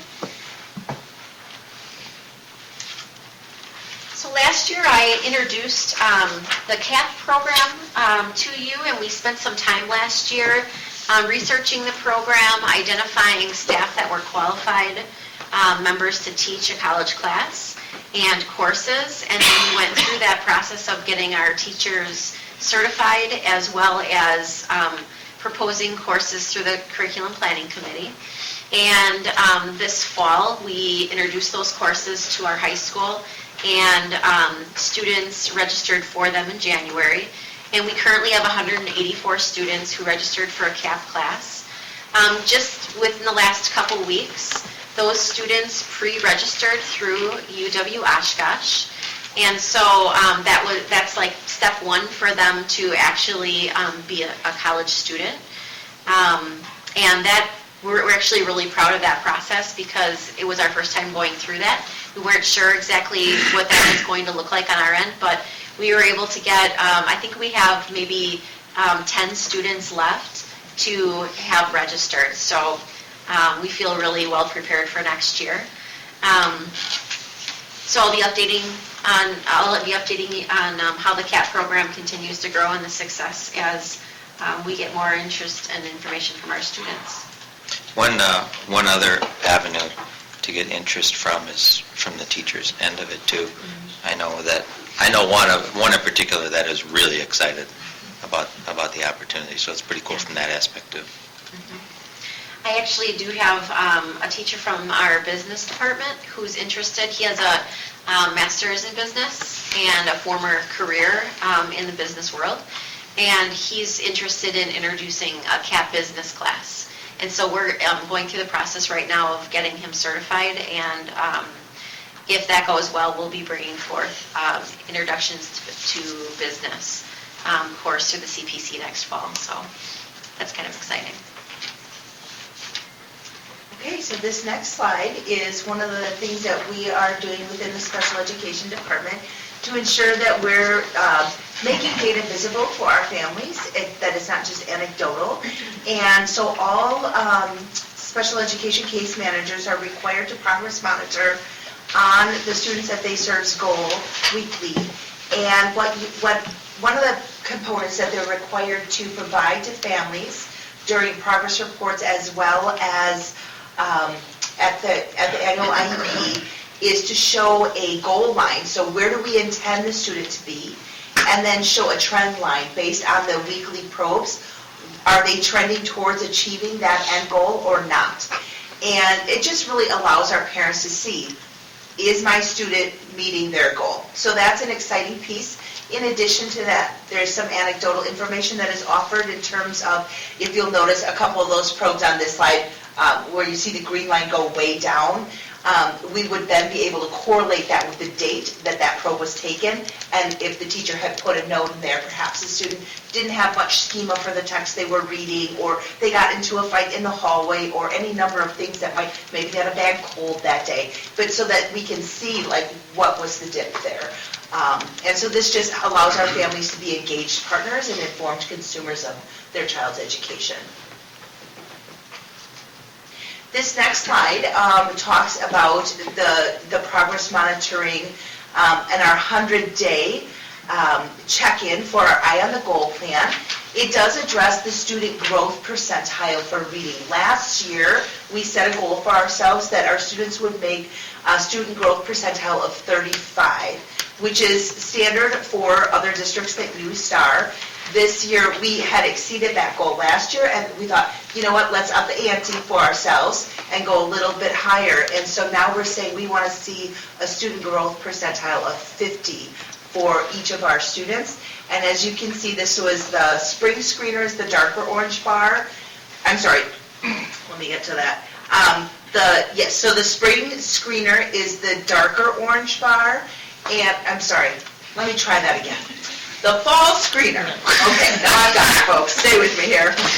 It's been a long day. So the fall screener is the dark orange bar. The light orange bar is the winter screener. The spring screener will be showing up when we actually have those results. But what you'll notice is that our students are meeting the 50, the median of the 50, the student growth percentile for reading. And what's important to note is you'll see that sometimes those bars, the light orange bar is dipping a little. That is because how the student growth percentile is measured, the rigor for their growth percentile changes from the fall screener to the winter screener and then again to the spring screener. But we are on track for meeting our end of the year goal that 100% of our students would meet that student growth percentile, yes. Karen, just out of curiosity, wouldn't you want to, or would you want to keep that rigor the same and then just measure that growth between, like, you know, fall, winter, and spring, so then you measure that growth, or no, or am I not? No, you are absolutely correct. So let me explain that maybe a little more clearly. I forgive my... You probably explained it, I probably didn't understand. No, I think it was the explainer's fault. Last year, we set it at 35. This year, we set it at 50. So it is the same student growth percentile that we're looking to see. I meant between the... Why is it dipping in the spring? I mean, that part I got, like, yeah, because I understand, like, why does the rigor change from, like, so the fall measurement and then you do the spring, right? Why wouldn't the rigor, the way it's measured, be the same? Because it's more reference. So what it does is in the fall, it says, you know, this is, kids are meeting the student growth percentile in this fall screening. Okay. But then the expectation for growth increases internally within the tool to the winter screening. And so sometimes there is a dip. We are on target. It's not uncommon for us to see that dip. So there's something built in that that just graduates up as the time in class. And well, you'd almost think that you'd want to see, because it's kind of like, I mean, what is that? I don't know. I mean, you'd think you'd see it, you'd want to see it go up, right? But Kari, these are two different bars of two different student groups. Correct. Right? So it's not two different time frames. Oh, it's not the same student group? Correct. I apologize. Yes. So it's two different All codes. Yeah. students in dark Okay. orange and the... Yeah. Oh, so they're two different? Yes. Oh, okay. Chris, just a comment though about what you're trying to make sense of from Yeah. fall to winter, particularly with achievement. So there's two different types of scores. When we're looking at our achievement score, we definitely are hoping to see that trending up across the year. But the growth is determined according to what would we have expected the student to achieve by that point.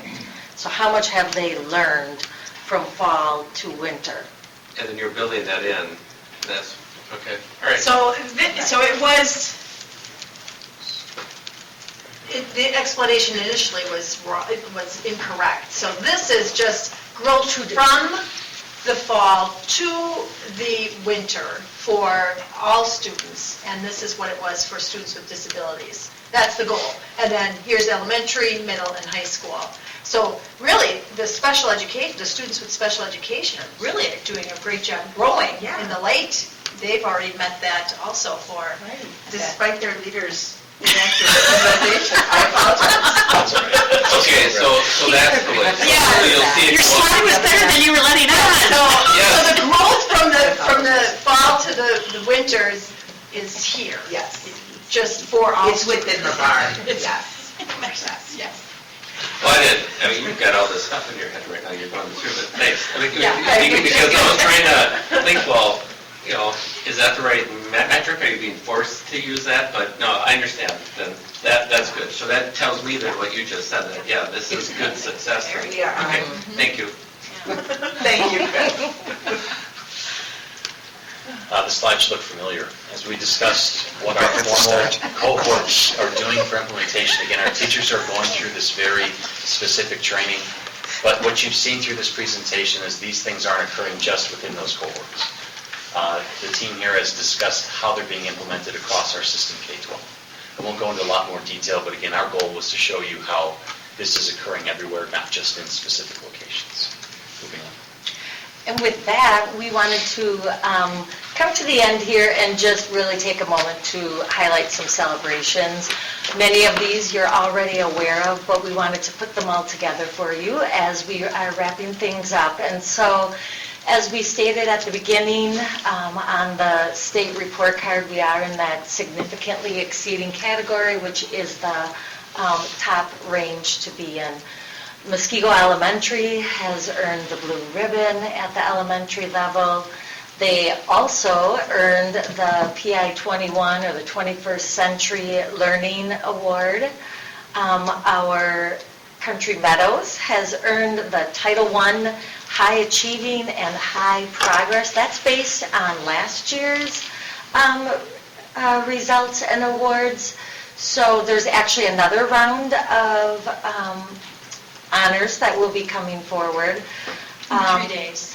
In 4 days. Okay, in 4 days. So that's all we can say about that. Kelly can close that. And then, of course, once again, Muskego High School in America's top high schools based from Newsweek, as reported by Newsweek. And then also best high schools as reported by U.S. News and the World Report. I feel like we should have music playing right now. But I also just wanted to recognize our first season of FIRST Robotics participation with our Warrior Bots. On May 1st, Jeff DeGlopper, science teacher at Muskego High School and advisor for the Robotics Club, and his team will be here with their robot to let you know how their season went. but I'll give you just a small, really celebratory fact, and that is that they won the Rookie Inspiration Award, and they just missed earning a trip to nationals in St. Louis for their first year. They finished ranking higher than many of the veteran teams that helped mentor them this year. And their club is gaining momentum and interest.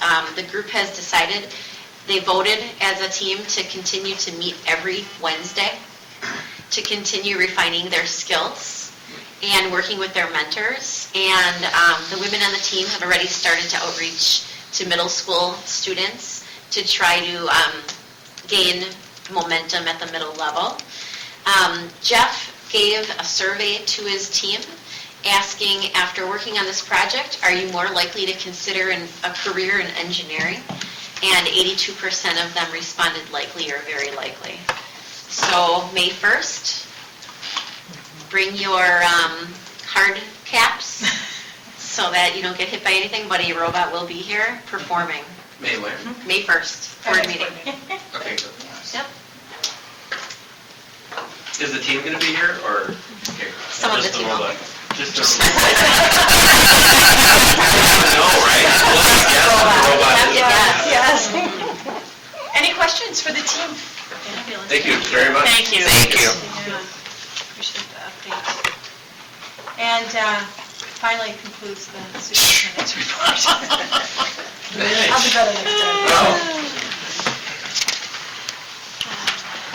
Moving on with the agenda, on to other reports.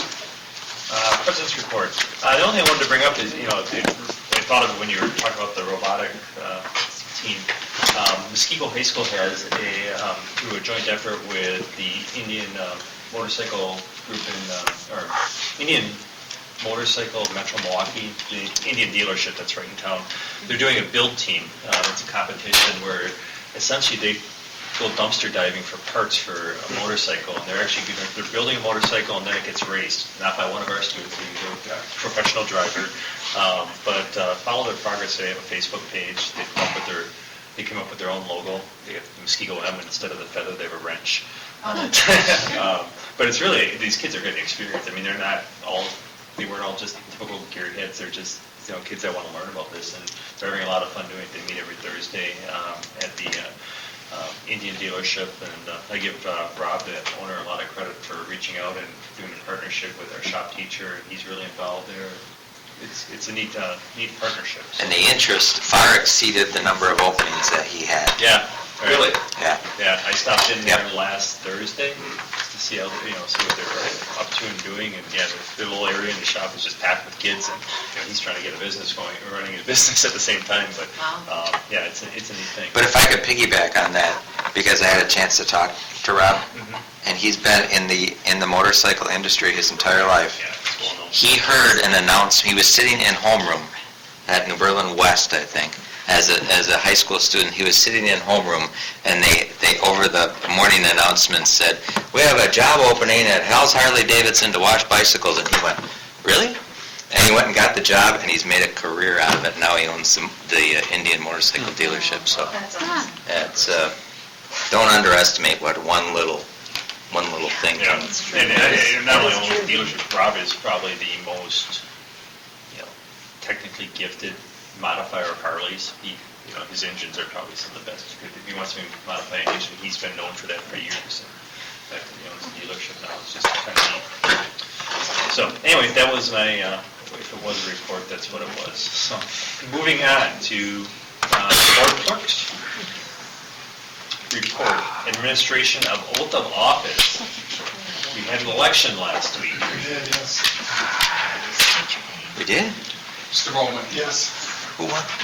Administer the oath of office. Raise your right hand.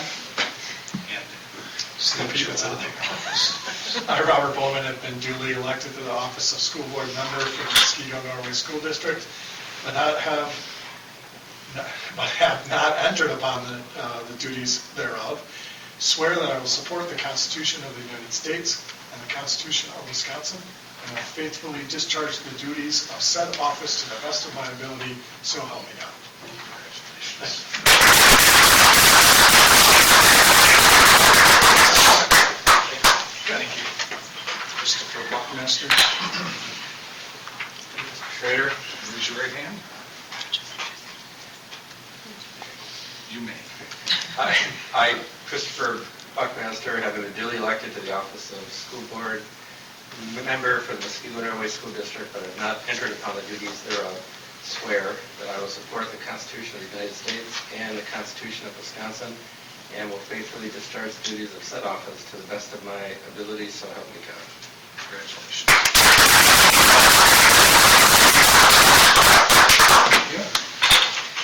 Thank Sorry, you. 3 more years. Okay, Kelly. Thank you very much, both of you. Thank you for your service, both of you. Eric? Moving on, any other board member reports? I have one, just real briefly. Friday the 24th through Sunday the 26th of March, I was in Denver at the National School Boards Association's annual convention. Real briefly, I attended a couple of sessions. One concerned year-round schools, which I talked to Kelly about real briefly, and a couple others concerning board management and boards getting along, which after I got in there said, we pretty much do all this, so I didn't really gain much out of those, other than a reiteration of, I think we're probably doing what most boards are expected to do. The big thing that I did come away with was when I went to the expo hall, I came across a bunch of things I thought were very interesting for our district, gave them to Kelly, and she'll carry the ball forward from there if we're going to pursue any of that. So that's pretty much what happened out there. Other than we had an interesting delegate assembly. It was totally different from what any of us attended. And they had a complete breakdown on how the rules process. So it was just kind of fun to watch, even the experts on Robert's rules trying to figure out what was going on. So they have a delegate assembly similar to what they have here locally? No, well, they have a delegate assembly, but they vote by state, and each state gets 2 votes plus districts, territories. And it's more of a calm card than the one we have here? It's what? It's more of a calm card than the one we have here? It was that time, yeah. It's hard to They couldn't imagine. get the clickers to work, so then there was a lot of people were like, well, my vote didn't get counted, can we redo the vote? And a parliamentarian said, well, no, you have rules that say you can't, and they could have gone a number of different ways. They just said, we'll accept the vote, so. Interesting. Thank you for that report. You're welcome. Any other board member reports? Moving on to item 9, resolution action items. 9A, city's request for trail easement. Motion to approve city request for easement of MHS property south to Woodland Creek subdivision on Racine Avenue for construction of trail. Could I get a So motion? moved. Could I get a second? Second. Mike's here from the city. Does anyone have any questions? Or? The only quick question I had, I don't know, it's not technical, so, but just for the dollars, is the board, are there any, what costs are there of the school district for the trail? Are there any? No. Okay, so we good. Okay.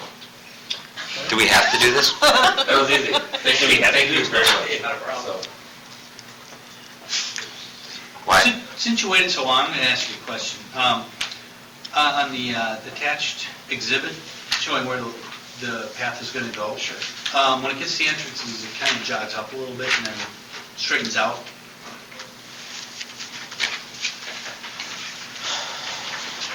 It's avoiding the ditch. I'm assuming it's the yellow line. Yeah. Is there a reason it's just not going kind of straight through? Is there a safety issue? It's a ditch issue trying to get upgrade there, and it's not too steep. You're kicking away from the ditch. Okay. Yeah. Thank you. yeah, it's a big deal. Big ditch. Dan, did you? So if we don't approve this, There's no path. okay. I personally think we have enough recreation trails in the city. Different level than us. But I can, Any other questions? Hearing none, all those in favor say aye. Aye. Opposed? nay. Passes 6-1. Moving on to item 9B, bid approval for stadium restrooms and concessions. Motion to approve J.H. Hassinger to complete the concession and restroom project at Muskego High School in the amount of $969,595. So moved. Second. Discussion. So are we amending this to read not to exceed? That wasn't that oh yeah, that was this one, correct. And then if you wanted to include the engineering. And we want to include the engineering number in there. So the number we would be looking for Is the 1 million. $1,034,000. So I'll move to amend the motion to not to exceed that number. Can I get a second? Second. Any discussion on the amendment? Hearing none, all those in favor of the amendment say aye. Aye.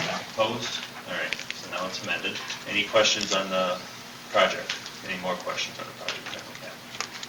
Hearing none, all those in favor of the motion as amended, say aye. Aye. Opposed?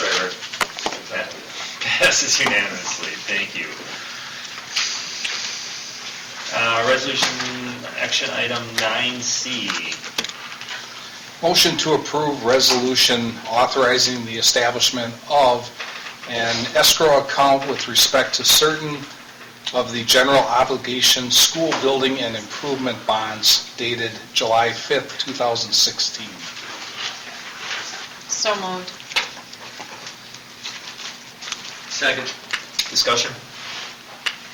Anything to explain? The information is the same as what was at the last meeting. Again, the purpose of this is to set money aside that we were able to levy this year to pay off the principal early, and it'll save the district $274,000 in interest costs.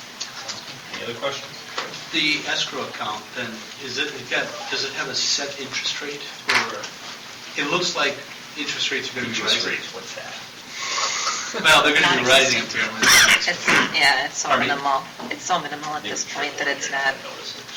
I didn't quite catch it. It's a minimal amount at this point. I mean, I don't know exactly what it is because we haven't closed. But I mean, is it variable?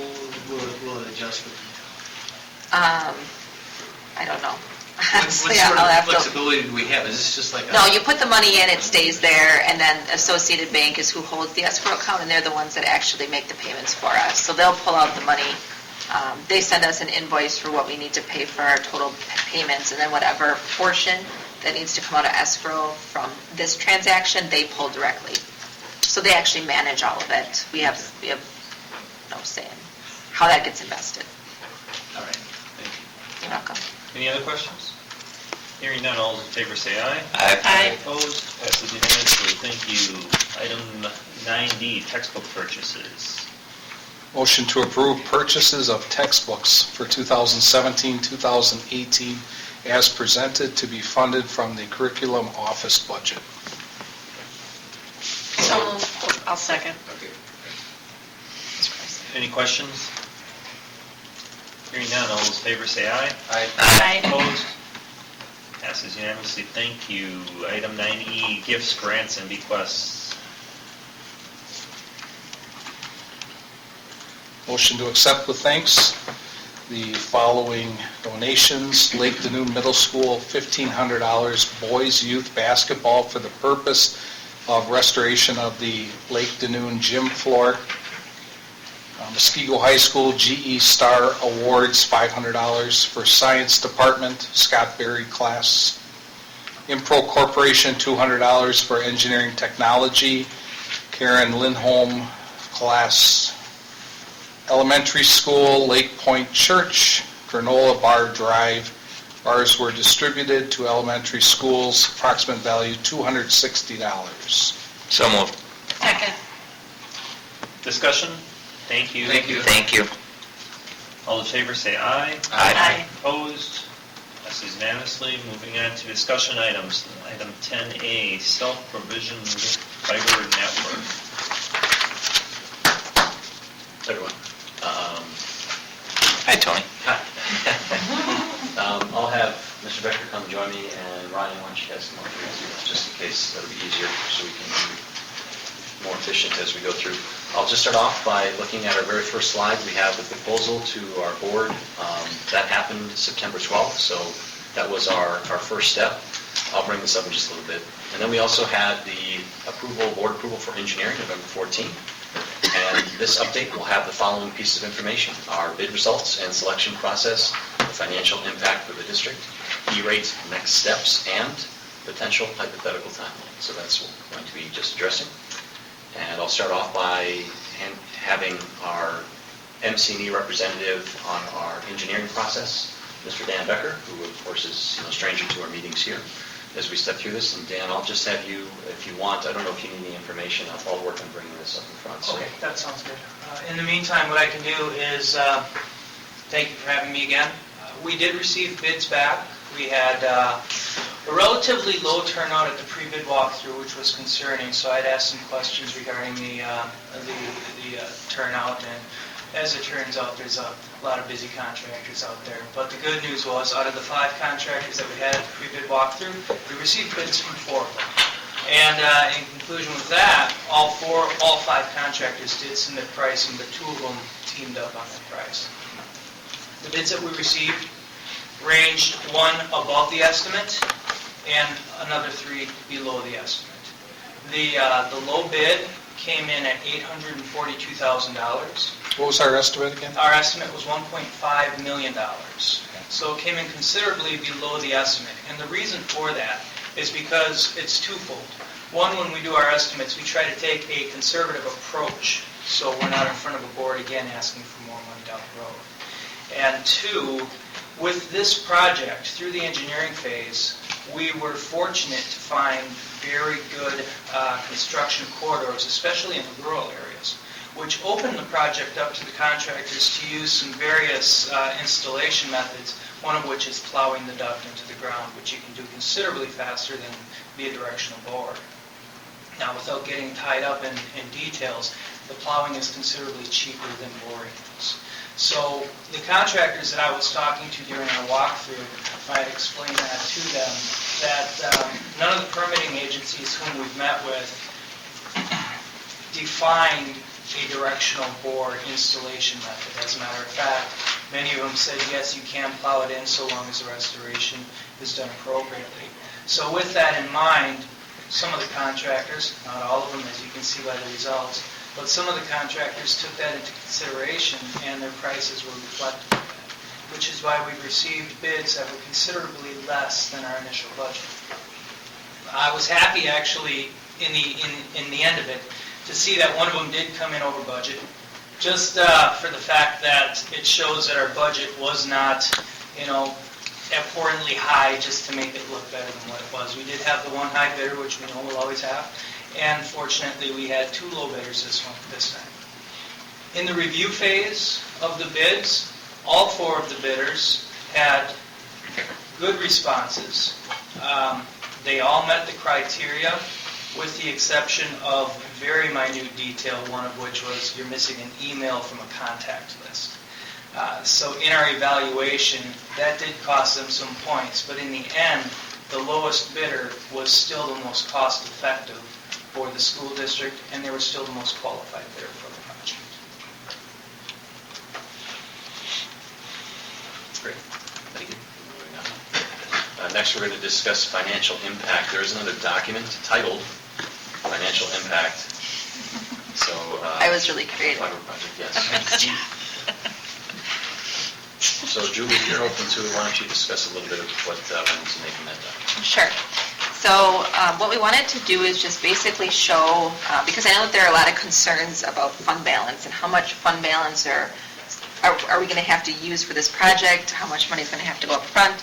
So we really just wanted to lay out, we had already talked with the board about the leasing option that's available to us. So right now, we currently lease fiber through Spectrum, and we pay $170,000 out of the technology budget to support having the fiber. If we look at the first part of the document, it's just the cost without E-rates. We talked a lot about the discounts that we can get through E-rate, but let's put that aside just for a minute and just look overall cost. $842,000 was the cost of the project with the lowest bidder. We are able to get up to a 7-year lease to lease out the cost of the project. So when looking at a 5 to 6 year lease, we are able to pay out every year $175,000 toward that lease. So at the end of that term, we would then be complete with paying out the lease, and we would have no future lease costs. If we were to stay with a company like Spectrum, we would have that $170,000 plus cost continuously moving forward. So in 5 to 6 years, we would essentially own the fiber, it would be ours, and it would give us capacity. I don't know, is there a limit to the capacity that we would have? No limit to the capacity. We don't know yet. Oh, we don't Not know. reached the limits. Okay. So, yeah, that's a good sign. Who does the lease go through? There are a number of companies. We have worked with Providence Capital before, and Key Government, I think, is another bidder. So we would bid out the lease to a How couple. many years, I mean, you have 5 or 6 years, exactly how many years would it be? I was estimating because we haven't gotten the actual lease costs yet, but this was based on our current capital lease that we had for this. It was about $900,000 was our most recent lease. And so our payments were $185,000 over 4 years, so I just dropped it down and just gave you a range, 5 to 6 years. So what do you think the approximate ballpark cost of the lease would be, to have a lease? What would be the So I'm lease trying to figure out cost? the cost of money. Oh, like what the interest rate would be? Well, essentially, I had 7 years, I first ran 7 years, and I'm like, well, geez, we're paying $1.3 million for this project now again. So, Yep, give me 1 second.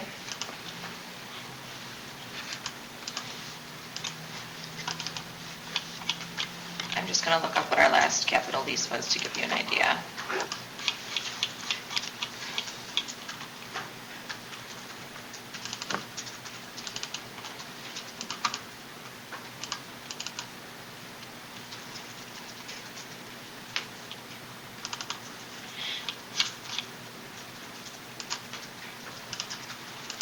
Tony, I don't know if there's anything you want to talk about while I'm... Sure, yeah. So you don't have to sit here and stare at me.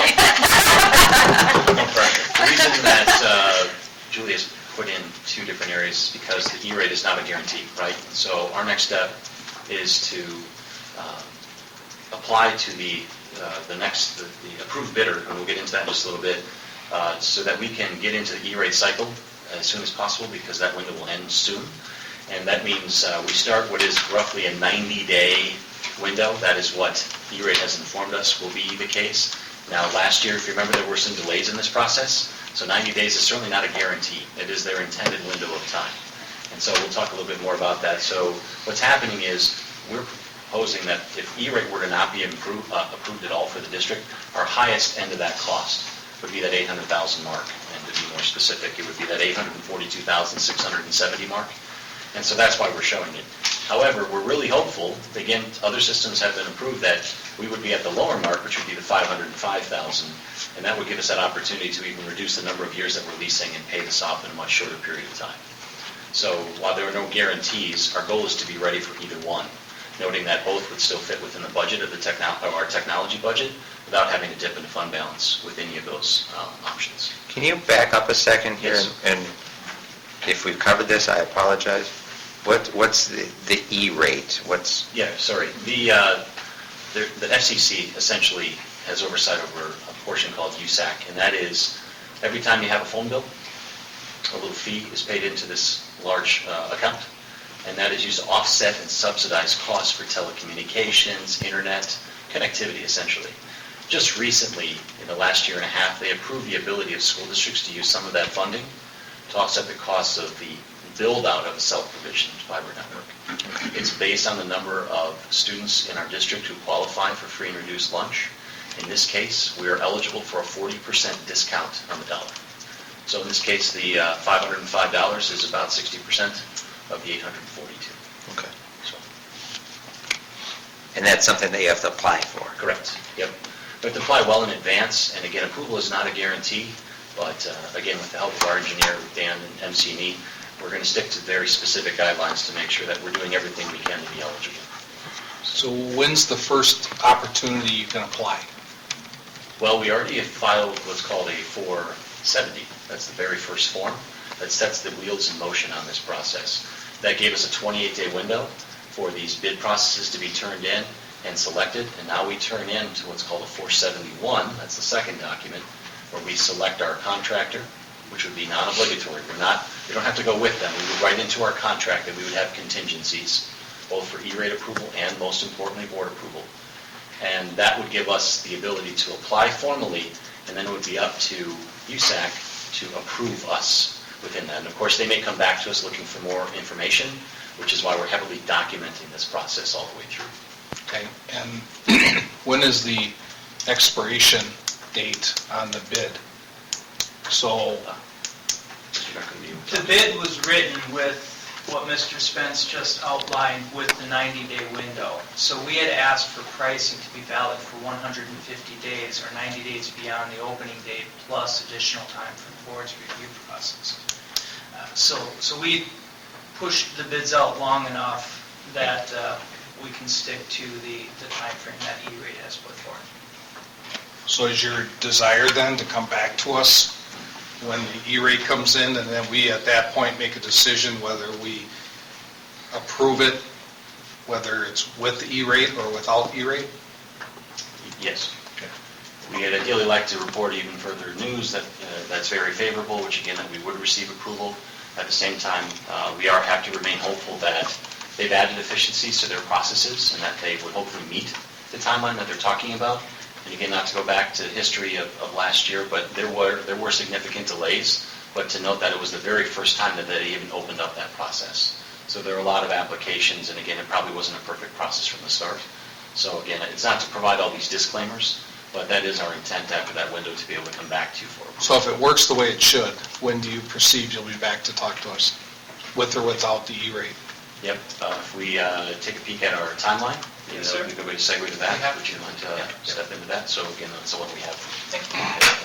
Just to cover quickly all of the topics, we did the engineering. As I said, we found good paths for it. We went through the Form 470, which Mr. Spence explained is the bidding process. March through April of this year, we did the bid evaluation, where we checked the references of the low bidder. We checked the references of many of the bidders. The low bidder, especially Intercon, their references came back glowing. One of which mentioned that Intercon nationwide is their top-tier contractor, as well as the UW system came back and spoke specifically about the way they do business. They did about $30 million worth of work with UW systems last year alone. And out of that $30 million of work, he said it was rare that they ever had to come back for any sort of corrections or anything that they may have that they may not have included in their bid. So I'm very confident that they have a very firm grasp on this product. Has MC&E worked with them? We have not worked with them directly. We have worked with them as a contractor for our customers. So, which is to say that we've designed the projects, Intercon has come in and built the projects. This is for the city of Madison. But we did not manage that portion of the install. But I do know that the city of Madison, although they did not include them as a reference, Intercon is one of their preferred vendors. So, just from my workings with them through the city of Madison, I've received very good reviews. Going into the timeline of the upcoming items, we've got the early May, April through early May of 2017 is when we need to have the Form 471 with the, again, non-obligatory contract documents submitted to the E-rate program. We give the E-rate program their 90 days, which brings us into August of 2017, which is when we would anticipate receiving a funding commitment. And that would lead us into board agenda items for board approval during the August-September timeframe. We would engage the contractor immediately, giving them the opportunity to build construction or to begin the construction possibly in fall of this year. If we have another mild winter, if they can move into the construction phase through the winter months. The one thing that prevents them obviously is frost, and another thing is start making a more of a mess than it's worth, and then cut things out until spring. But if we can give them some days during the winter months here yet to work, or the late fall months, that's beneficial to the entire project. And then we would look through August of 2018 for completion.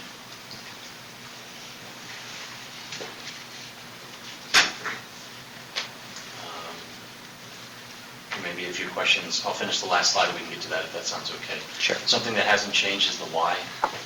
We do have that access, as I mentioned before, to subsidized funding. Dean, thank you for the question. The requirement of connectivity to our new middle school, a great celebration there, but certainly we need infrastructure out to that site. The expiration of existing lease, we are now expired. It's okay, we're month to month, but that has passed. The opportunity to join a larger network of fiber infrastructure that we own. which gets us out for redundant capacity, but also to larger communities such as Waukesha and Waukesha County, where they're very vast, and then also to the east, looking at districts like Franklin, they can connect to a larger loop to the highway that way too. We are always focused on what opportunities are there with centralizing our data, phone, and security. This is a big deal for us because it opens up new doors with how we structure our entities for hardware and software in the district. And then last but not least, we end our leasing cycle. That's a big one. There are budget savings. We've expressed that. Certainly, there are investments in this, but ironically, it just works out well that our current cost per month, or per annual rather, for our current lease is very similar in cost to what we would afford to pay off in a very brief period of time. We'd be looking at, again, a high of 6 years, a low of possibly 3 years, depending upon the interest rate, to be free and clear from this endless cycle of leasing. So I'll end there, and then questions. Dean? So I know we talked about this in previous discussions, and where did we end up on it? Are we going to run more? Yeah, I'll tell you, I think I've got your question down. It is that, would we be able to run more to be able to handle other capacity from other entities within our communities? There are specific requirements with E-rate that we would comply and only add enough that, I think it's 12 strands, right? Yes, I believe. So it's more than we would technically need out of the gate. But once we own that conduit, I wouldn't officially say this is the process, but once we own this and are past that process, we then are able to run additional strands through that conduit.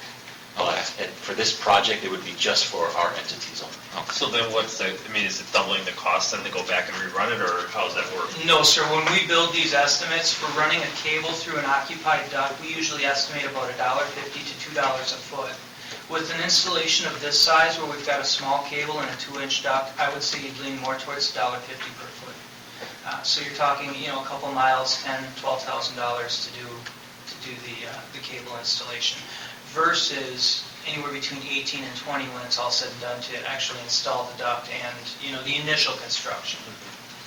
That's through the line, that's through the ducts. That's through the duct. If we have to branch up to that, that'll be an additional cost. Yes, sir. Exactly. And these things, these fiber optic cables, I mean, they last forever, right? Forever's a long time, I understand. Corning right now is telling people that initially when we were talking with Corning back in the 90s about the life of a fiber network, they were saying 20 years. Now it's not uncommon for them to say 40 years. I think the fiber cable itself is safe from any sort of failure in itself. There are areas inside the network that you would have points of failure. That's your splice points, where the two cables come together in a case that's sitting in a handle that's in the ground that potentially could have water ingress.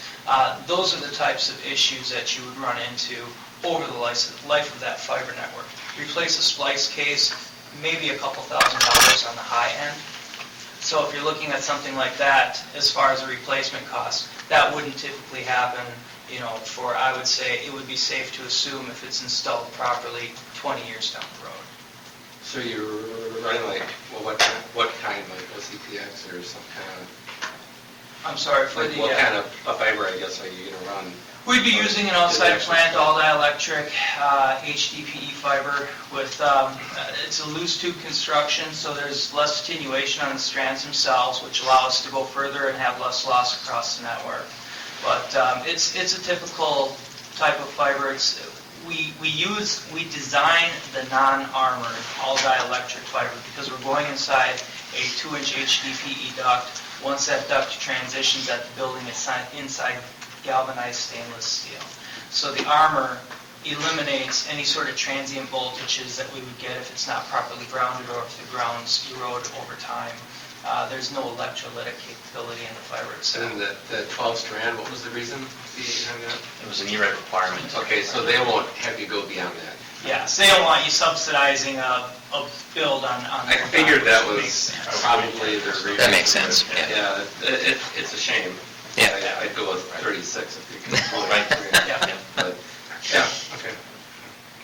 I mean, we run fiber all over the place at Clean Energies, and they're probably 40 years is what they're keep giving you.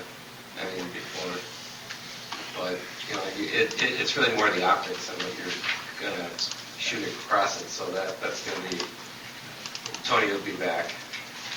Yeah. Yeah. Well, we fortunately have done some updates already to bode well with that, so that's, some of those steps have been taken. But that's good. It's fine. So running this, you're running it through the right of way in most cases. We had discussions to find out what kind of permitting process the We have. city of Muskego has. I met with the city of Muskego, I met with the town of Niagara, Wind Lake. Norway, I'm sorry. I had to focus for a moment. The town of Norway, the city of Muskego, they were actually very good meetings with the permitting agencies. We got in there early, so when we built the bid spec, we included all of their restoration, hard surface, any sort of construction guidelines that they have. We built that into the bid specification itself, so the contractors understand what they're going to be held to when they come back and actually do the installation. There's a lot of items that are included specific to the permitting agencies. How are you running into the middle school? The new one? Yeah, which part? Which You path? mean the new middle school? Yeah. Oh, to the middle school. Yeah, not the We Energies Trail. Not the We Energies Trail. We designed a network, we designed a path that brings us out on McShane, down to South North Cape, and then in based off of the So have you talked to information. Franklin then? Because that's not us. Yes, we worked in Franklin, so I had a good contact in Franklin for. So my last question then would be, since we're going to be doing a rather large water project running to that site via a different route, is it better or is there any advantage to doing this concurrently at that time? It would be an advantage to do it concurrently for the restoration aspect of it, but we would not want to be in a joint trench or anywhere near a water line. In the event that there was a break in the water line, they would have to dig literally right over the top. The water typically goes out deep, so what they'll have to do when they excavate is either put down a shore box or they'll have to step their excavation in to get to the depth that they require. So in order to do that, if our fiber line is let's say 2 feet off of that water line, which would be installed in the same trench when they installed it, we would be in their way for any excavations that would have to be done. So yes and no, we wouldn't go in the same trench, but if they're already making the mess and we can zip in there while the mess is made and have somebody come back up and clean it all up, it's a savings to them. So what do you need from us, or what's our next step? Actually, I got a question, if you don't mind, about the lease. That's in lieu of using fund balance Correct. to pay for it. It's just operational funds. Yeah. What is the advantage to that versus doing it out of fund balance and short-term borrowing if we need to? Well, Is it better yep. interest rate on a lease? Interest rates, are low regardless of if you do a short-term borrow or if you do a lease. I did look it up, so our most recent 4-year lease was about $30,000 on a almost $800,000 project, so a $30,000 interest cost. So the lease itself, let me go back. Okay, short-term borrowing and using fund balance. The only problem with using fund balance again is that it has an impact on the levy the next year.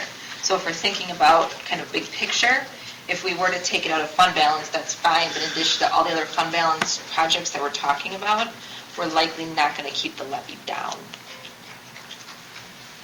Which may be okay from your perspective. That's a board decision.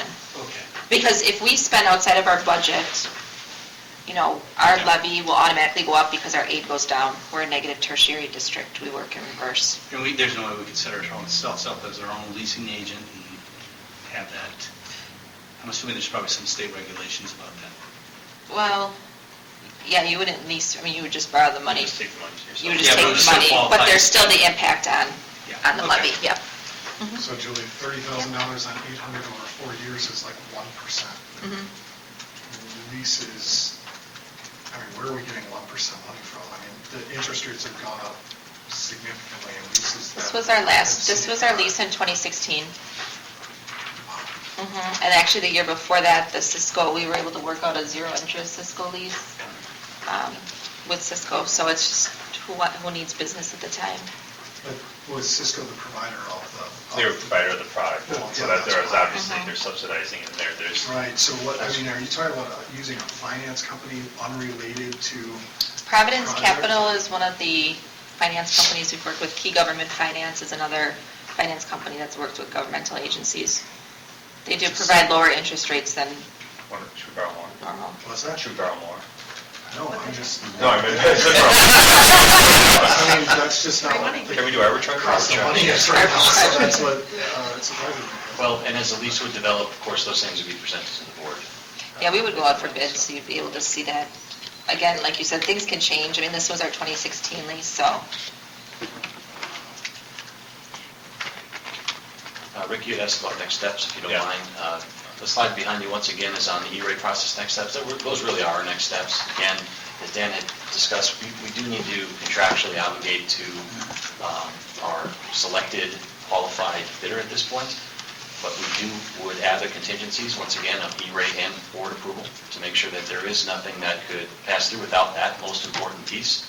And then we would be looking to come back to you in roughly 90 days, again, based on how quickly E-rate or USAC can move on the E-rate process, and update you with that information and be looking for hopefully approval at that time, if everything fits into what we're talking about here. So you've seen our financial impact. You've looked at the processes and how we came to approving our bidder. We've gone through a matrix to determine if they qualify, and again, looking into the references, which is a key component to this, as well as other entities they've worked with outside of the reference process, like Madison. And again, we feel very fortunate to have bids coming in underneath.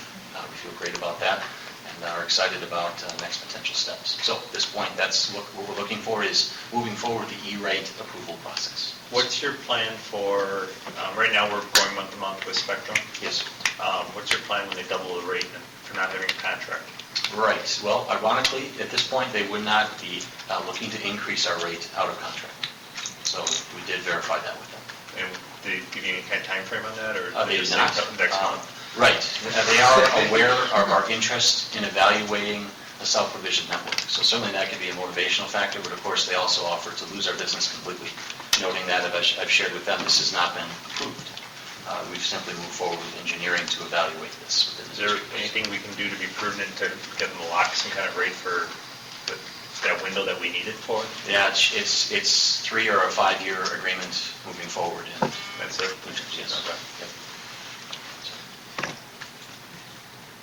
Well, congratulations on the bids. Thank you. Yeah, great news. To be continued. So. All right. So, August. Does the board need any other information between now and then brought forward? Well, we probably should have an update from Spectrum as to what they're, come August. As this gets closer, you may want to check in with them again. Just to see what time frame we have. Because that could really compromise this if we end up paying $340,000 for the 6 to 12 months that they're building this. I think if we went to increase our speeds, which for right now, we stand in a decent spot. If we went to increase our speeds, that's where we would really get hit with additional costs. But as we're month to month, we've been paying that. And we've not been, we've not been informed. Doesn't mean that there isn't a possibility. Now, certainly we'll check with them and get that detail. I mean, on the consumer side of it, they lowered their rates and increased their speeds, so, yeah, that's, I don't know if that's going to carry the commercial side at all,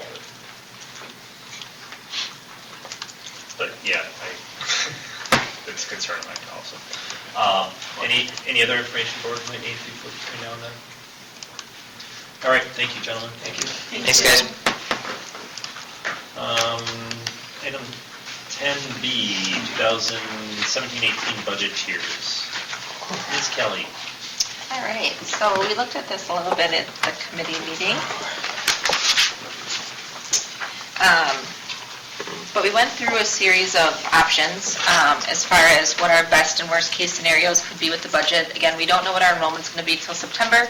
We don't know what our aid's going to be until October, and we don't know how the state budget is going to end up. We're hoping by June or July we'll have better information. So we ran a number of scenarios and wanted to present to the board 4 different tiers of budget adjustments based on those scenarios.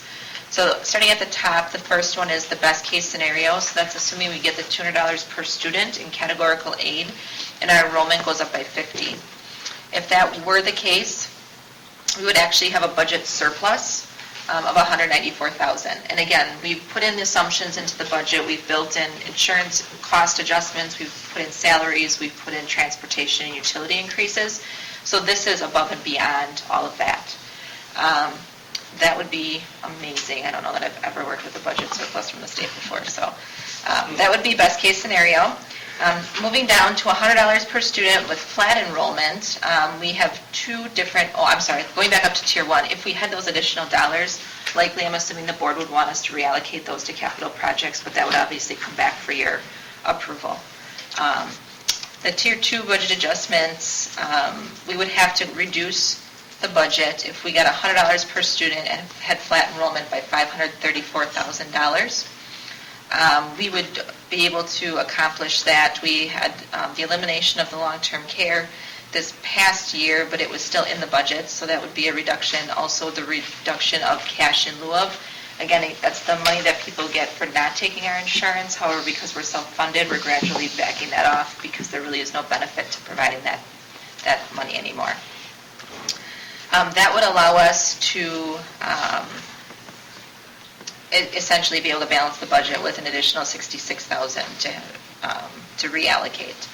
Moving into Tier 3, we would be looking at $50 a student, and then we'd lose 50 students, resident students. That would require us to reduce the budget by $977,000. We would take the Tier 2 budget adjustments listed above, plus realizing all the personnel savings that we've seen to date with retirements and how we're rehiring for those retirement positions and attrition, those types of things. We would be able to balance the budget. I'm sorry, I said that wrong. You'd have to cut $885,000. Those adjustments would allow us to reduce by $977,000. We could reallocate $92,000 of that.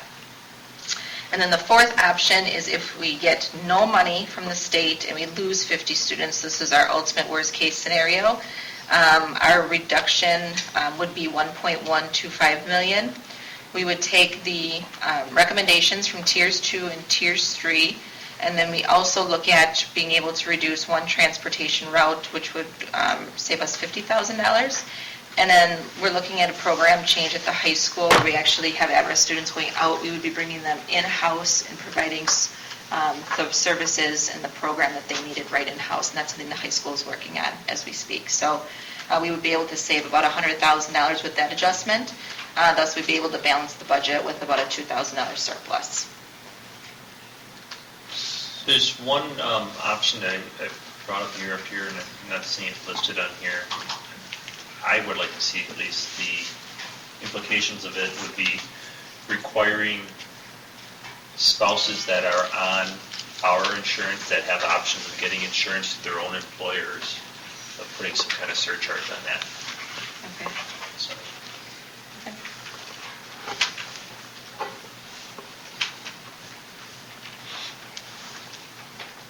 So I'm a little bit confused. So hypothetically, let's say we end up in Tier 1. Yep. Which is great. And we don't have to go to Tier 2, 3, or 4. Correct. I don't understand why, so like eliminating LTC savings, we're doing that anyways. All of these options are things we would do anyways. If we ended up in Tier 1, we would come back to the board and say we essentially have $1 million to reallocate, and that could go to capital projects, thus reducing our need for fund balance. And so we kind of talked about it in the committee of the whole. So that, and I would think realizing personnel savings is going to happen either way. Yep. The only thing we would still obviously look for the best routes and the most cost-effective plan for transportation. That could be the only one that would be optional, I would say. Well, I think your program change for at-risk might be optional, especially if they're not ready to do that. No, the high school is actually, they are ready to move forward with it. The most recent conversation we had with Todd, it would take a little bit of staffing, and those would be in the form of aid positions. And so the actual cost of the program is about $150,000. So we're able to assume the aid costs and still save $100,000. That might be something we might want to talk about at the board level Okay. as to whether we desire to do that or not. Okay. Because we don't know enough about it right now, and Sure. I think. But I think there's other possible detrimental outcomes that could come from that also. No, do you know enough about the program to talk about? We can talk later. Okay. So truly, if, in my scenario, we go tier 1, the true total budget surplus is not zero. It's more like, could be upwards of $800,000 or $900,000. Because you're going to Yes. do Yep. the elimination of LTC, and you're going to do the realization of personnel savings. Correct. So our budget itself would only grow technically by $200,000. The rest is all money that's already there that we just would not have to cut. And yes, that would be the surplus that we would recommend bringing forward back to talk about for capital projects and reallocation.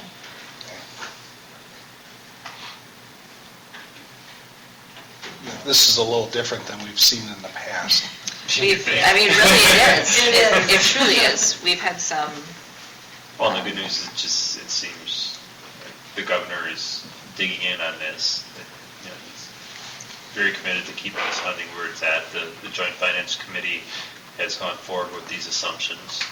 The only thing they've pulled out is transportation and any non-fiscal bearing items or any policy changes in the budget. The rest they're using it as their base and moving forward. So, I mean, it's not a done deal until it's signed, but it's a great start. And nobody wants to be the one to say, Don't give it schools. don't give school. No, there's a lot of people who would, trust me. Yeah, one of them, unfortunately, One of them is our representative. is our representative. Who was in here 4 years ago Say, what can I do for you? talking out of the other side of his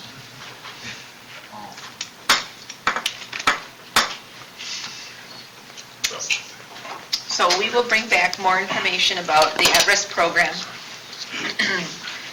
Rick, we can look into also, I'll work with our consultant on the spousal piece. It's becoming normal in the private sector. So it's a surcharge that like my husband's on our plan, so He has if an he option. has an option but stays on our plan, I pay more for him to stay on our plan. Yeah. Okay.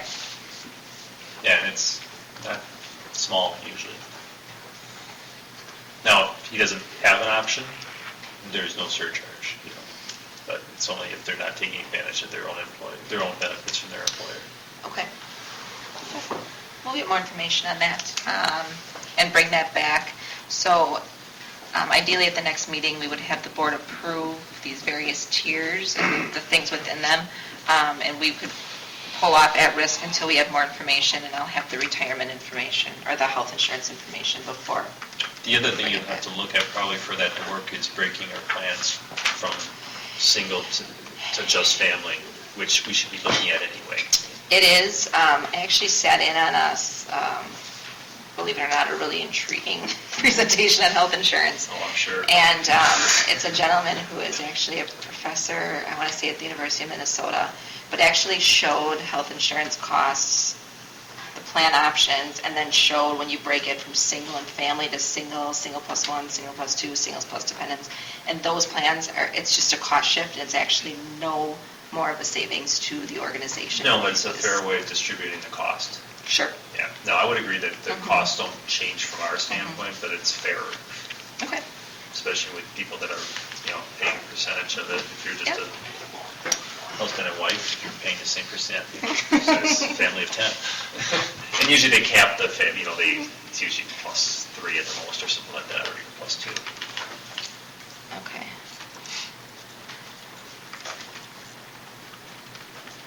Okay. Anything else on the budget? Hearing none? NPC update? Okay, so the first is just what we talked about in the committee of the whole that will be moving from the core planning team to an owner, architect, and construction team on a weekly basis. We'll be meeting at 1 o'clock on Wednesdays. More than welcome to join. If you know that you'll be a consistent member, let me know so that if I should start posting the meetings, I can certainly do that. So I'll be a consistent. You'll be the consistent member? Okay, great. And if anybody else is, just let me know, because just to avoid that, having a quorum. The second is the team of the additional master planning projects. We meet every other week. And for those who aren't aware, the design of the restroom and concession stands were approved at the City Plan Commission on Tuesday, April 4th, and then, of course, the bids we're moving forward to today. The third bid package they were approved on March 29th, and so the last and final bid packages will be coming forward to the board on May 1st, after the CPT meeting on April 26th. So if you feel free to join us. That meeting will be posted on May 1st. I'm sorry, April 26th. Jeez. The fourth item is a developers agreement. Actually, there's a team of people meeting tomorrow between the city and the district to talk about that further. So there's really nothing more to add. We sent something out about a week and a half ago back to the city, and then there will be some conversation tomorrow about that. School naming, I'm sorry? Is that the engineer? The item that's going to be discussed tomorrow? Yeah. Do we have a draft of that? Can we make sure that there's a draft of the agreement in that? Oh, yeah, folder, sure, please? absolutely. Yeah, I just like Yeah. to look at it. Thank you. Yeah, absolutely. If you look at it, feel free to, I mean, your insight's probably more. No, I'll go through it. These agreements are much more, you've got much more insight in these. But I go through these every month.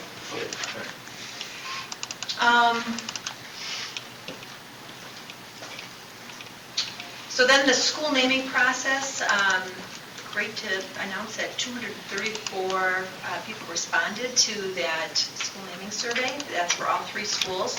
Right now, there's some transition teams that will be looking at the data, and it's anticipated there'll be something coming forward on May 1st for the board to react to regarding So, those buildings. of the 234, are they all piled up as most of them for the middle school? They spread across all 3? Yeah. They all saying, do we want this the Peterson building? No, but there was one that wanted to name one of the schools Kelly Thompson. So, Home of the bunnies. right, home of the bunnies, right. And that was a student.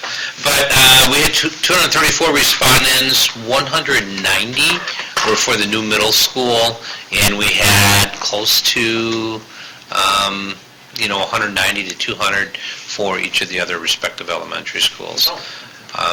Very balanced, and I'll be sharing this come May 1st, very balanced input from community, parents, staff, students, so encouraging. I'll share all that data with you. Yeah. So when you do that, can you just make sure you have the detail, like the number of parents, students that are in the district, the number of surveys that were returned, so we have a global, so we understand what the number is you're bringing forth when compared to the overall population. 12,600 went out. So, yeah, so that detail is always nice when reviewing a survey. Mm-hmm. Kind of helps you determine what kind of standing the survey gets, I guess. Sounds good. Thank you. Anything else?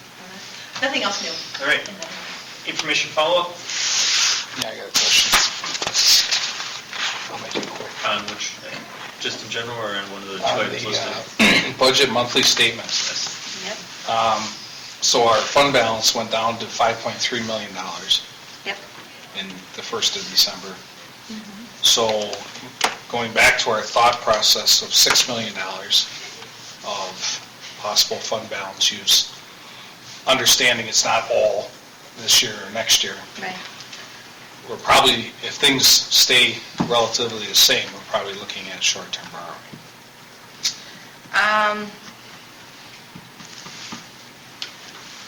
There's a lot of variables. Yeah, between now and there are 2 quite years a from now. few. Yeah, there's a few, and there's a lot of how we process grant payments and things like that can come in to help build that up. Cash management can change drastically. So when we run a full year scenario with all revenues coming in, it was about 7 million for us with our latest projection. So there are also other expenditures in here that we have to look at as well, so. So where I'm going with this is I would suggest that each time you come to us for approval for a fund balance purchase, that we have you And cash flow. redo your cash flow analysis to see Absolutely. Yep, where where we're we're at. at.